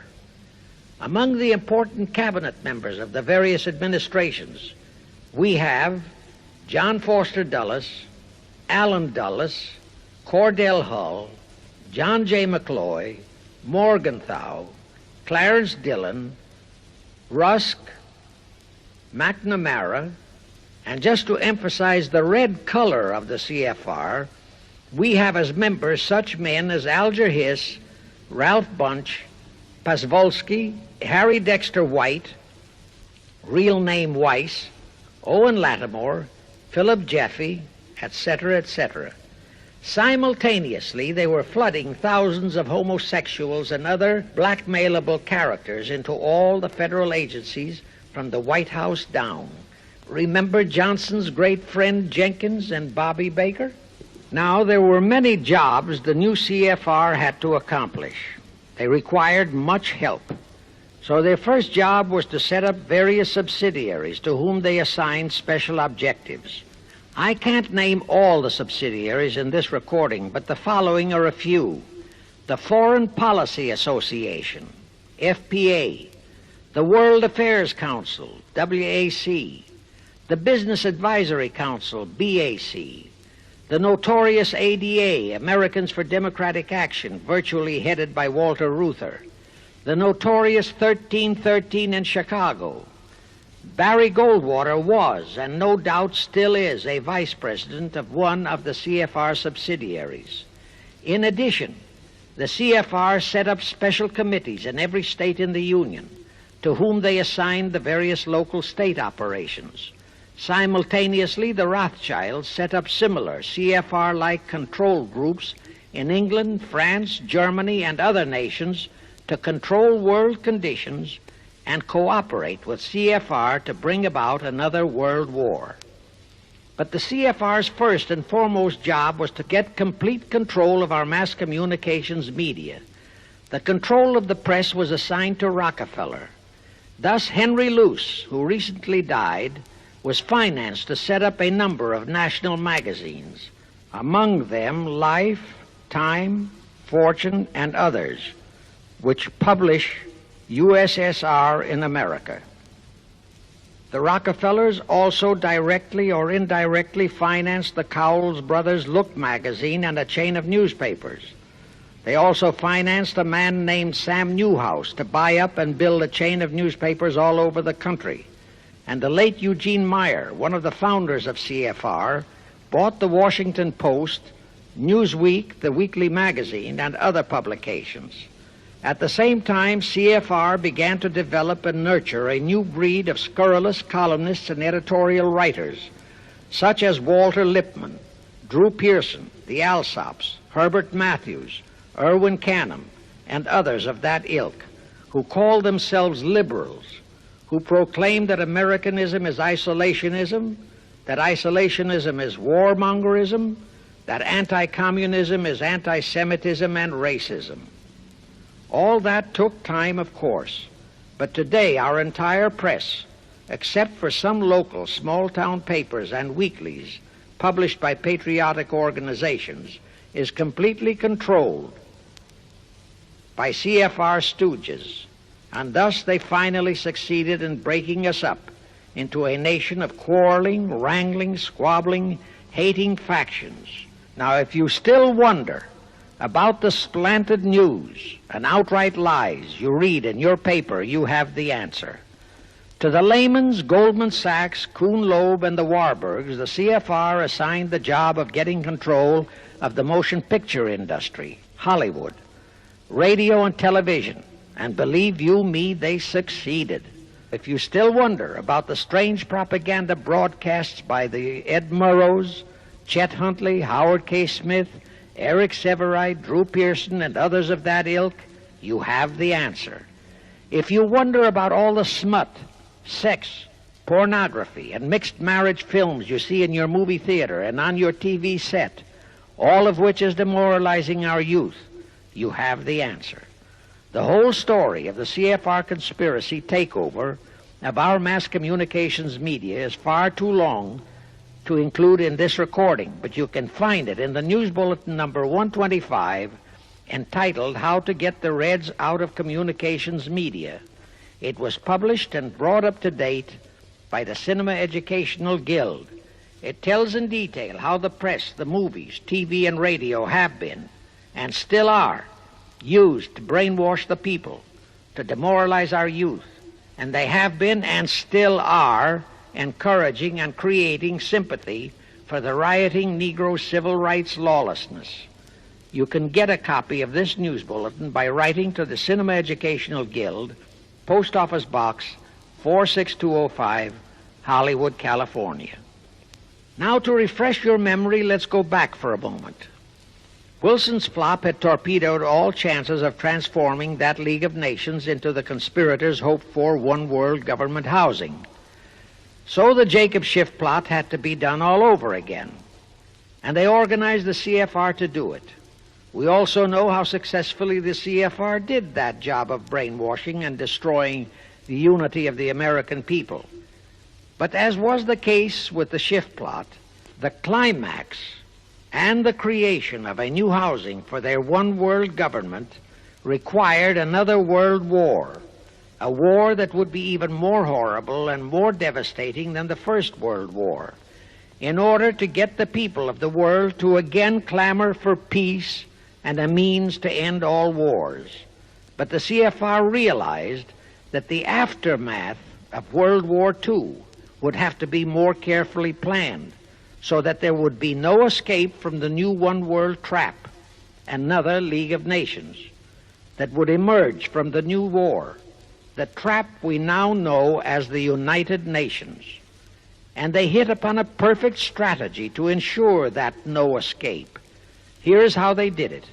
In 1943, in the midst of the war, they prepared the framework for the United Nations, and it was handed over to Roosevelt and our State Department to be given birth by Alger Hiss, Pasvolsky, Dalton Trumbo, and other American traitors, thus making the whole scheme a United States baby. Then, to fix our parenthood, New York City was to become the nursery for the monstrosity. After that, we could hardly walk out on our own baby, now could we? Anyway, that's how the conspirators figured it would work, and so far it has. And the liberal Rockefeller donated the land for the United Nations building. The United Nations Charter was written by Alger Hiss, Pasvolsky, Dalton Trumbo, and other CFR stooges. A phony so-called UN conference was set up in San Francisco in 1945. All the so-called representatives of 50-odd nations gathered there, promptly signed the charter, and the despicable traitor Alger Hiss flew to Washington with it, elatedly submitted it to our Senate, and the Senate, elected by our people to safeguard our security, signed the charter without so much as reading it. The question is, how many of our senators were even then traitorous stooges of the CFR? Anyway, it was thus that the people accepted the United Nations as a holy of holies and enabled traitor Earl Warren to virtually destroy our Constitution by basing all his traitorous decisions on the UN Charter, thus making that charter virtually our law of the land. However, for all the dirty work that had to be done to solidify the UN, the new housing of the one world plot, they still required the aid of our leaders in Washington. So now I will emphasize the fiendish cleverness of the CFR masterminds. To the vast majority of the American people, our foreign policy for many years has been a complete enigma. Most of us simply can't understand why this great nation is seemingly floundering so helplessly in the art of diplomacy. We can't understand why our leaders are seemingly so confused and bewildered in all their dealings with Moscow, France, and other nations, and with the UN. We always hear them proclaiming that in view of our overwhelming economic and military superiority, we must always lead from strength. Yet at all the summit meetings and conferences, they cringe and stammer and stutter, and so to speak, come out with their tails between their hind legs. We can't understand the foreign aid to Tito, an avowed enemy, to Poland, an avowed enemy, to all the avowed communist nations. We can't understand why the expenditure of hundreds of billions of dollars has failed to slow down, let alone stop, the march of communism. We are perplexed by the seeming ineptness of the State Department, the Defense Department, the CIA, the USIA, of all our federal agencies. Again and again and again we have been startled, shocked, bewildered, and horrified by their mistakes in Berlin, in Korea, in Laos, in Katanga, in Cuba, in Vietnam. Mistakes that always favor the enemy, never the United States. Under the law of averages, they should have made at least one or two mistakes in our favor, but they never did. What's the answer? The answer is the CFR and the parts played by their subsidiaries and stooges in Washington. Thus, we know that complete control of our foreign relation policy is the key to the success of the entire Illuminati One World plot. Here is the further proof. Earlier, I fully established that Schiff and his gang had financed the Lenin-Trotsky-Stalin takeover of Russia and fashioned its communist regime into becoming their chief instrument to keep the world in turmoil and to finally terrorize all of us into seeking peace in a UN One World government. But the conspirators knew that the Moscow gang could not become such an instrument until and unless the whole world would accept the communist regime as the legitimate, de jure government of Russia.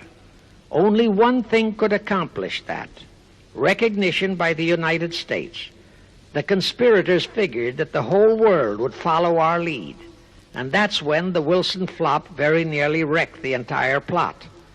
Throughout the following 3 Republican administrations, the CFR pulled every trick in their bag to induce Harding, Coolidge, and Hoover to grant that recognition, but all 3 refused. As a result, in the late 1920s, the Stalin regime was in dire straits. Despite all purges and secret police controls, the Russian people were growing more and more restive. It is a matter of record, admitted by Litvinov, that during 1931 and 1932, Stalin and his whole gang were always packed and ready for instant flight. Then in November 1932, the conspirators achieved their greatest coup. They landed Franklin Roosevelt in the White House. Crafty, unscrupulous, utterly without conscience, that charlatan traitor turned the trick for them. Without even asking consent of Congress, he unlawfully proclaimed recognition for the Stalin regime. That did it. And exactly as the conspirators figured, the whole world did follow our lead. Automatically, that squelched the previously growing resistance movement of the Russian people. That automatically launched the greatest menace the civilized world has ever known. The rest is too well known to need repeating. We know how Roosevelt and his traitorous State Department kept building up the communist menace right here in our own country, and thus throughout the world. We know how he perpetrated that Pearl Harbor atrocity for his excuse to hurl us into World War II. We know all about his secret meetings with Stalin at Yalta and how he, with Eisenhower's help, delivered the Balkans and Berlin to Moscow. And last, but by no means least, we know that 20th century Benedict Arnold not only dragged us into that new corridor, the United Nations, into one world government, but actually schemed all the arrangements to plant it within our country. In short, the day that Roosevelt entered the White House, the CFR conspirators regained full control of our foreign relations machinery and firmly established the United Nations as the housing for the Illuminati One World government. I wish to stress one other very vital point. That Wilson League of Nations flop brought Schiff and his gang to the realization that control of just the Democratic Party was not enough. True, they could create a crisis during the Republican administration, as they did in 1929 with their Federal Reserve manufactured crash and depression, which would bring another Democrat stooge back into the White House.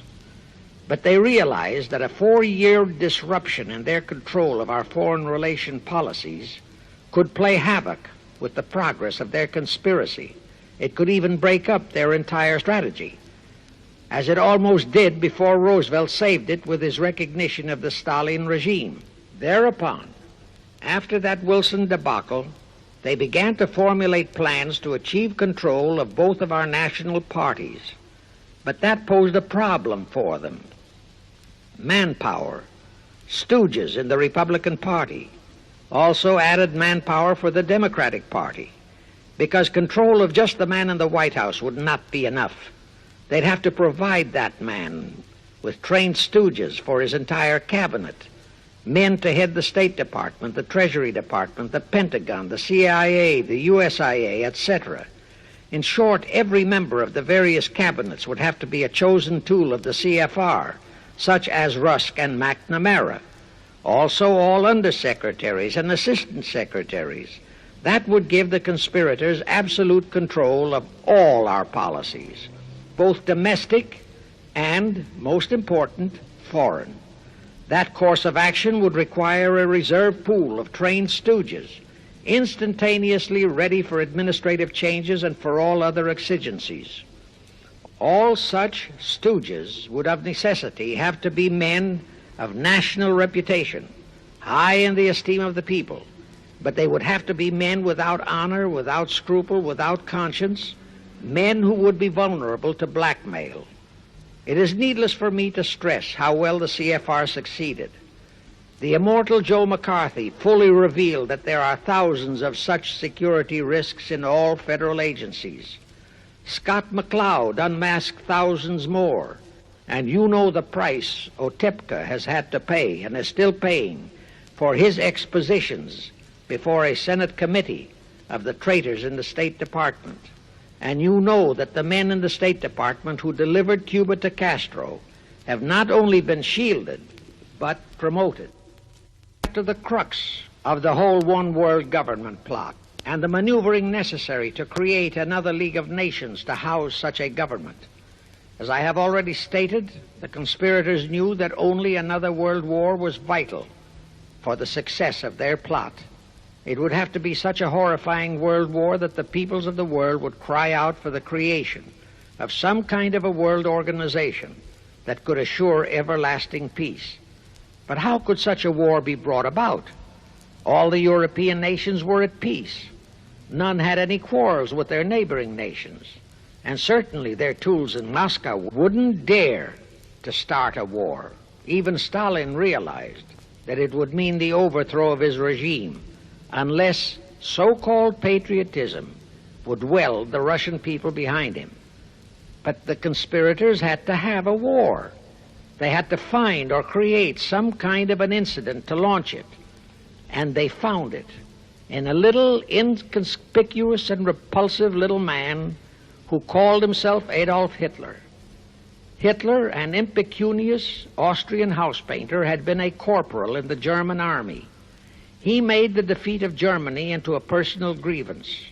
He began to rabble-rouse about it in the Munich, Germany area. He began to spout about restoring the greatness of the German Empire and the might of the German soldiery. He advocated the restoration of the old German military to be used to conquer the whole world. Strangely enough, Hitler, the little clown that he was, could deliver a rabble-rousing speech, and he did have a certain kind of magnetism. But the new authorities in Germany didn't want any more wars, and they promptly threw the obnoxious Austrian house painter into a prison cell. Aha! Here was the man, decided the conspirators, who, properly directed and financed, could be the key to another world war. So while he was in prison, they had Rudolf Hess and Goering write a book which they titled Mein Kampf and attributed the authorship to Hitler, exactly as Litvinov wrote Mission to Moscow and attributed the authorship to Joseph Davies, then our ambassador to Russia and a stooge of the CFR. In Mein Kampf, Hitler, the pseudo-author, outlined his grievances and how he would restore the German people to their former greatness. The conspirators then arranged for a wide circulation of the book among the German people in order to arouse a fanatical following for him. On his release from prison, also arranged by the conspirators, they began to groom him and finance him to travel to other parts of Germany to deliver his rabble-rousing speeches. Soon he gathered a growing following among other veterans of the war, and that soon spread to the masses, who began to see in him a savior for their beloved Germany. Then came his leadership of what he called his brown shirt army and the march on Berlin. That required a great deal of financing, but the Rothschilds, the Warburgs, and others of the conspirators provided all the money he needed. Gradually, Hitler became the idol of the German people, and then they overthrew the von Hindenburg government, and Hitler became the new Fuhrer. But that still was no reason for a war. The rest of the world watched Hitler's rise, but saw no reason to interfere in what was distinctly a domestic condition within Germany. Certainly none of the other nations felt it was a reason for another war against Germany, and the German people were not yet incited into enough of a frenzy to commit any acts against any neighboring nation, not even against France, that would lead to a war. The conspirators realized they would have to create such a frenzy that would cause the German people to throw caution to the winds and at the same time horrify the whole world. And incidentally, Mein Kampf was actually a follow-up of Karl Marx's book, A World Without Jews. The conspirators suddenly remembered how the Schiff-Rothschild gang had engineered the pogroms in Russia, which slaughtered many, many thousands of Jews and created a worldwide hatred for Russia. And they decided to use that same unconscionable trick to inflame the new Hitler-led German people into a murderous hatred of the Jews. Now, it is true that the German people never had any particular affection for the Jews, but neither did they have an ingrained hatred for them. Such a hatred would have to be manufactured, so Hitler was used to create it. This idea more than appealed to Hitler. He saw in it the grisly gimmick to make him the God-man of the German people. Thus, craftily inspired and coached by his financial advisors, the Warburgs, Rothschilds, and all the Illuminati masterminds, he blamed the Jews for the hated Versailles Treaty and for the financial ruination that followed the war. The rest is history. We know all about the Hitler concentration camps and the incineration of hundreds of thousands of Jews, not the 6 million, nor even the 600,000 claimed by the conspirators, but it was enough. And here let me reiterate how little the internationalist bankers, the Rothschilds, Schiffs, Lehmans, Warburgs, Baruchs, care about their racial brethren who were the victims of their nefarious schemes. In their eyes, the slaughter of the several 100,000 innocent Jews by Hitler didn't bother them at all. They considered it a necessary sacrifice to further their Illuminati one-world plot, just as the slaughter of the many millions in the wars that followed was a similar necessary sacrifice. And here is another grisly detail about those concentration camps. Many of the Hitler soldier executioners in those camps had previously been sent to Russia to acquire their arts of torture and brutalization so as to emphasize the horrors of the atrocities. All this created a new worldwide hatred for the German people, but it still did not provide a cause for war. Thereupon Hitler was incited to demand the Sudetenland. You remember how Chamberlain and the then diplomats of Czechoslovakia and France surrendered to that demand. That led to further Hitlerian demands for territories in Poland and in the French Saar territories. Those demands were rejected. Then came his pact with Stalin. Hitler had been screaming hatred against communism. Oh, how he ranted against communism. But actually, Nazism was nothing but socialism, and communism is, in fact, socialism. But Hitler disregarded all that. He entered into a pact with Stalin to attack and divide Poland between them. While Stalin marched into one part of Poland, for which he was never blamed, the Illuminati mastermind saw to that. Hitler launched a blitzkrieg on Poland from his side. The conspirators finally had their new world war, and what a horrible war it was. And in 1945, the conspirators finally achieved the United Nations, their new housing for their one world government. And truly amazing, all of the American people hailed this foul outfit as a holy of holies, even after all the true facts about how the UN was created were revealed. the American people continued to worship that evil outfit. Even after Alger Hiss was unmasked as a Soviet spy and traitor, the American people continued to believe in the UN. Even after I had publicly revealed the secret agreement between Hiss and Molotov that a Russian would always be the head of the military secretariat, and by that token, the real master of the UN, most of the American people continued to believe that the UN could do no wrong.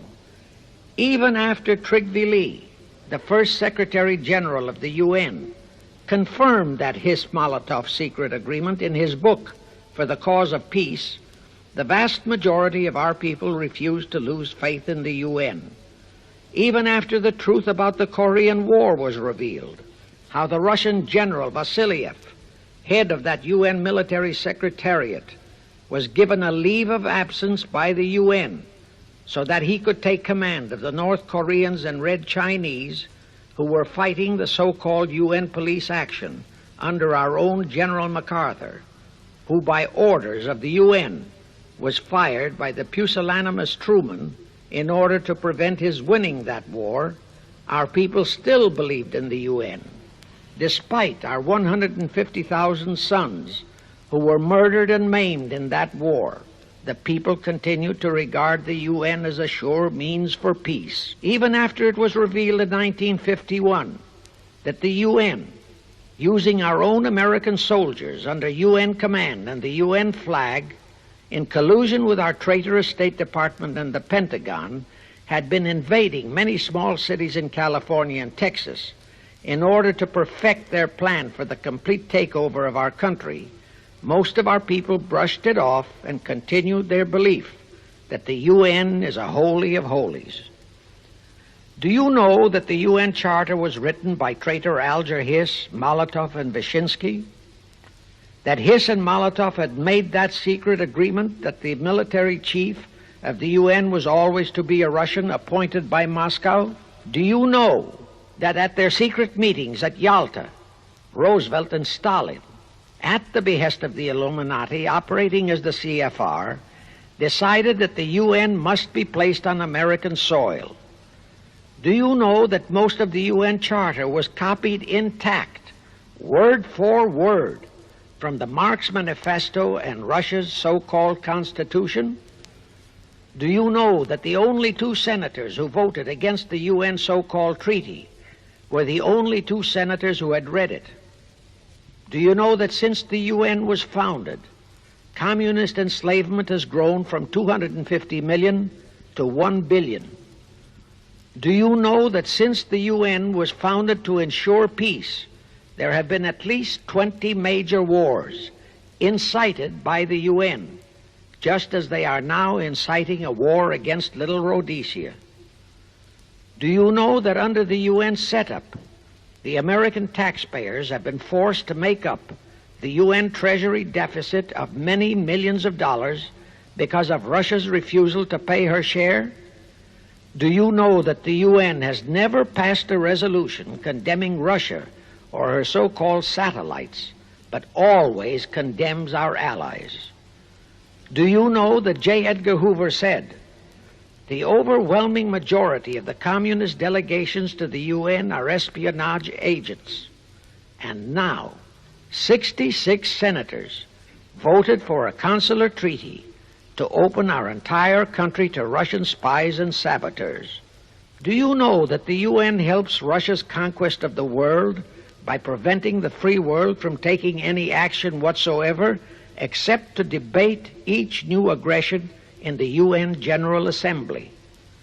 Do you know that at the time of the Korean War, there were 60 nations in the UN, yet 95% of the UN forces were our American sons, and practically 100% of the cost was paid by the United States taxpayers? And surely you know that the UN policy during the Korean War was to prevent us from winning that war. Do you know that all the battle plans of General MacArthur had to go first to the UN to be relayed to Vasiliev, commander of the North Koreans and Red Chinese, and that any future wars fought by our sons under the UN flag would have to be fought under the control of the UN Security Council. Do you know that the UN has never done anything about the 80,000 Russian Mongolian troops that occupy Hungary? Where was the UN when the Hungarian freedom fighters were slaughtered by the Russians? Do you know that the UN and its peace army turned the Congo over to the communists? Do you know that the UN's own so-called peace force was used to crush, rape, and kill the white anti-communists in Katanga? Do you know that the UN stood by and did nothing while Red China invaded Laos and Vietnam? That it did nothing while Nehru invaded Goa and other Portuguese territories? Do you know that the UN was directly responsible for aiding Castro? That it does absolutely nothing about the many thousands of Cuban youngsters who are shipped to Russia for communist indoctrination? Do you know that Adlai Stevenson, of all people, said the free world must expect to lose more and more decisions in the UN? Do you know that the UN openly proclaims that its chief objective is one world government, which means one world laws, one world court, one world army, one world navy, one world air force, one world schools, and a one world church in which Christianity would be prohibited? Do you know that a UN law has been passed to disarm all American citizens and to transfer all our armed forces to the UN? Such a law was secretly signed by Saint Jack Kennedy in 1961. Do you realize how that fits in with Article 47, Paragraph 3 of the UN Charter, which states, I quote, "The Military Staff Committee of the UN shall be responsible through the Security Council for the strategic direction of all armed forces placed at the disposal of the Security Council," unquote.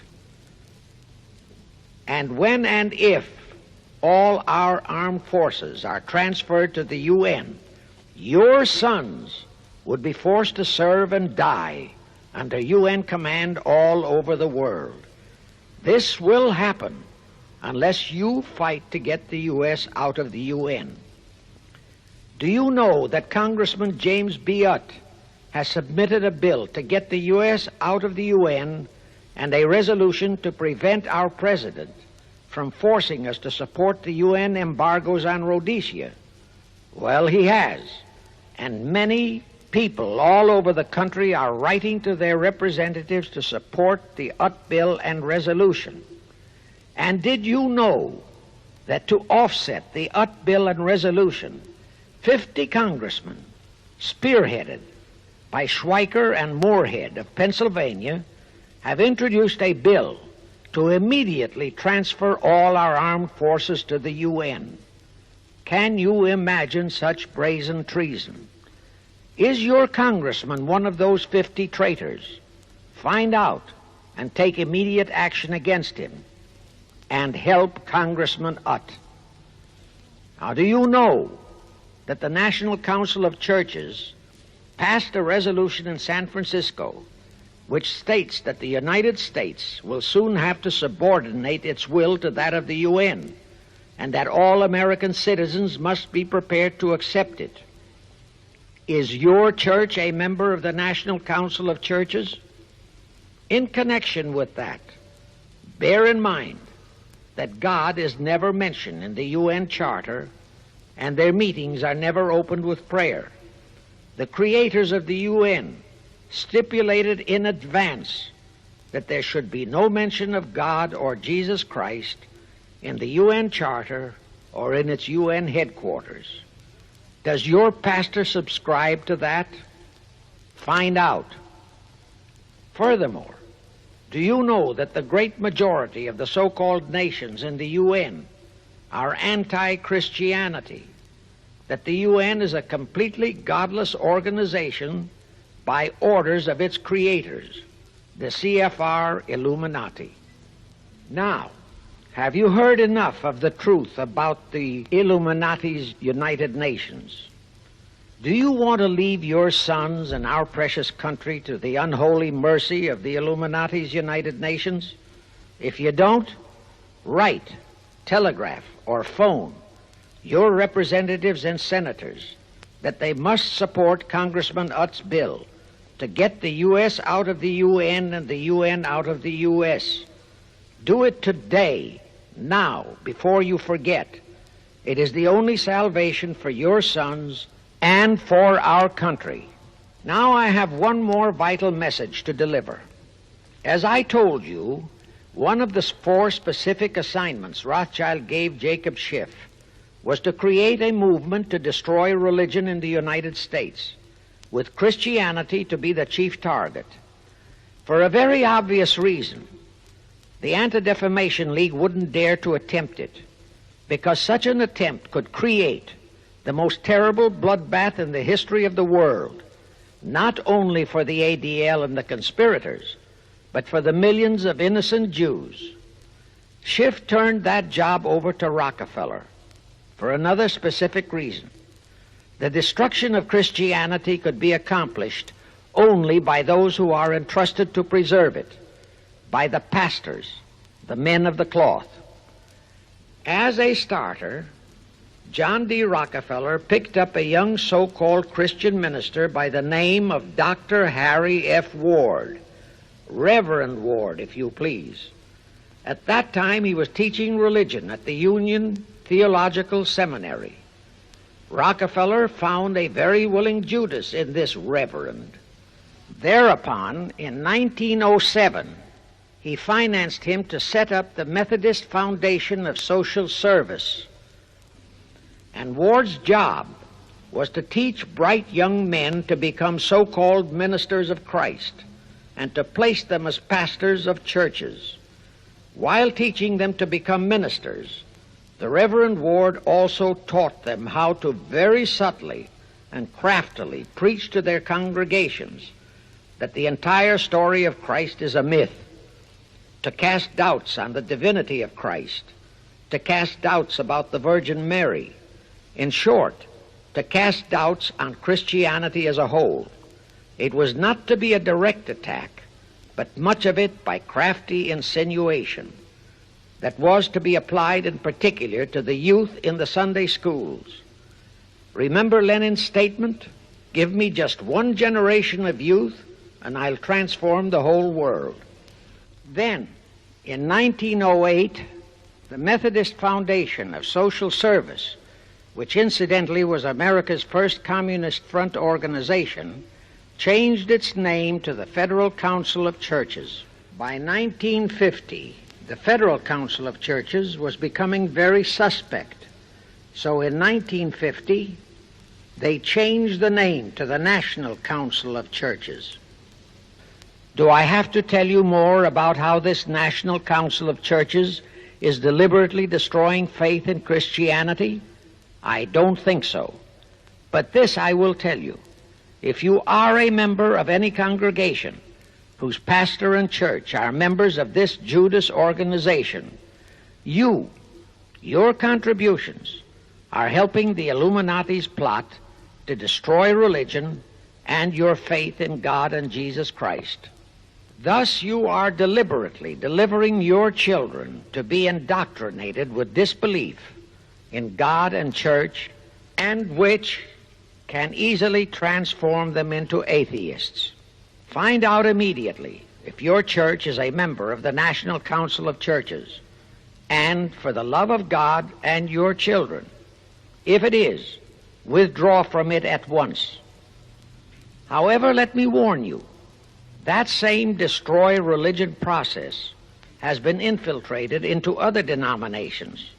If you have seen the Negro March on Selma and other such demonstrations, you have seen how the Negro mobs are led and encouraged by ministers and even Catholic priests and nuns who march along with them. As a matter of fact, the Mormon Church is about the only one I know of that is clean of that kind of Judas infiltration. But of course, There are many individual churches and pastors who are honest and sincere. Find one such for yourself and for your children. Incidentally, this same Reverend Harry F. Ward was also one of the founders of the American Civil Liberties Union, a notorious pro-communist organization. He was the actual head of it from 1920 to 1940. He also was a co-founder of the American League Against War and Fascism, which, under Browder, became the Communist Party of the United States. In short, Ward's entire background reeked of communism, and he was identified as a member of the Communist Party. He died a vicious traitor to both his church and country, and this was the man old John D. Rockefeller picked and financed to destroy America's Christian religion, in accordance with the orders given to Schiff by the Rothschilds. In conclusion, I have this to say. You probably are familiar with the story of how one Dr. Frankenstein created a monster to do his will of destroying his chosen victims, but how instead, in the end, that monster turned on his own creator, Frankenstein, and destroyed him. Well, the Illuminati, CFR, has created a monster called the United Nations, who, supported by their minority groups, rioting Negroes, the traitorous mass communications media, and the traitors in Washington, was created to destroy the American people. Well, we know all about that many-headed Hydra monster. We know the names of those who created that monster. We know all their names. And I predict that one fine day the American people will come fully awake and cause that very monster to destroy its creator. True, the majority of our people are still being brainwashed, deceived, and deluded by our traitorous press, TV, and radio, and by our traitors in Washington. But surely, by now, enough is known about the UN to stamp that outfit as a deadly, poisonous rattlesnake in our midst. My only wonder is what it will take to awaken and arouse our people to the full truth. Perhaps this record will do it. 100,000 or 1,000,000 copies of this record can do it. I pray to God it will, and I pray to Him to inspire you, all of you, to spread this story via this record to all loyal Americans in your community. You can do it by playing it to study groups assembled in your homes, at meetings of the American Legion, the VFW, the DAR, all other civic groups and women's clubs, especially the women's clubs who have their sons' lives at stake. With this record, I have provided you with the weapon that will destroy the monster. For the love of God, of our country, and of your children, use it. Get a copy of it into every American home.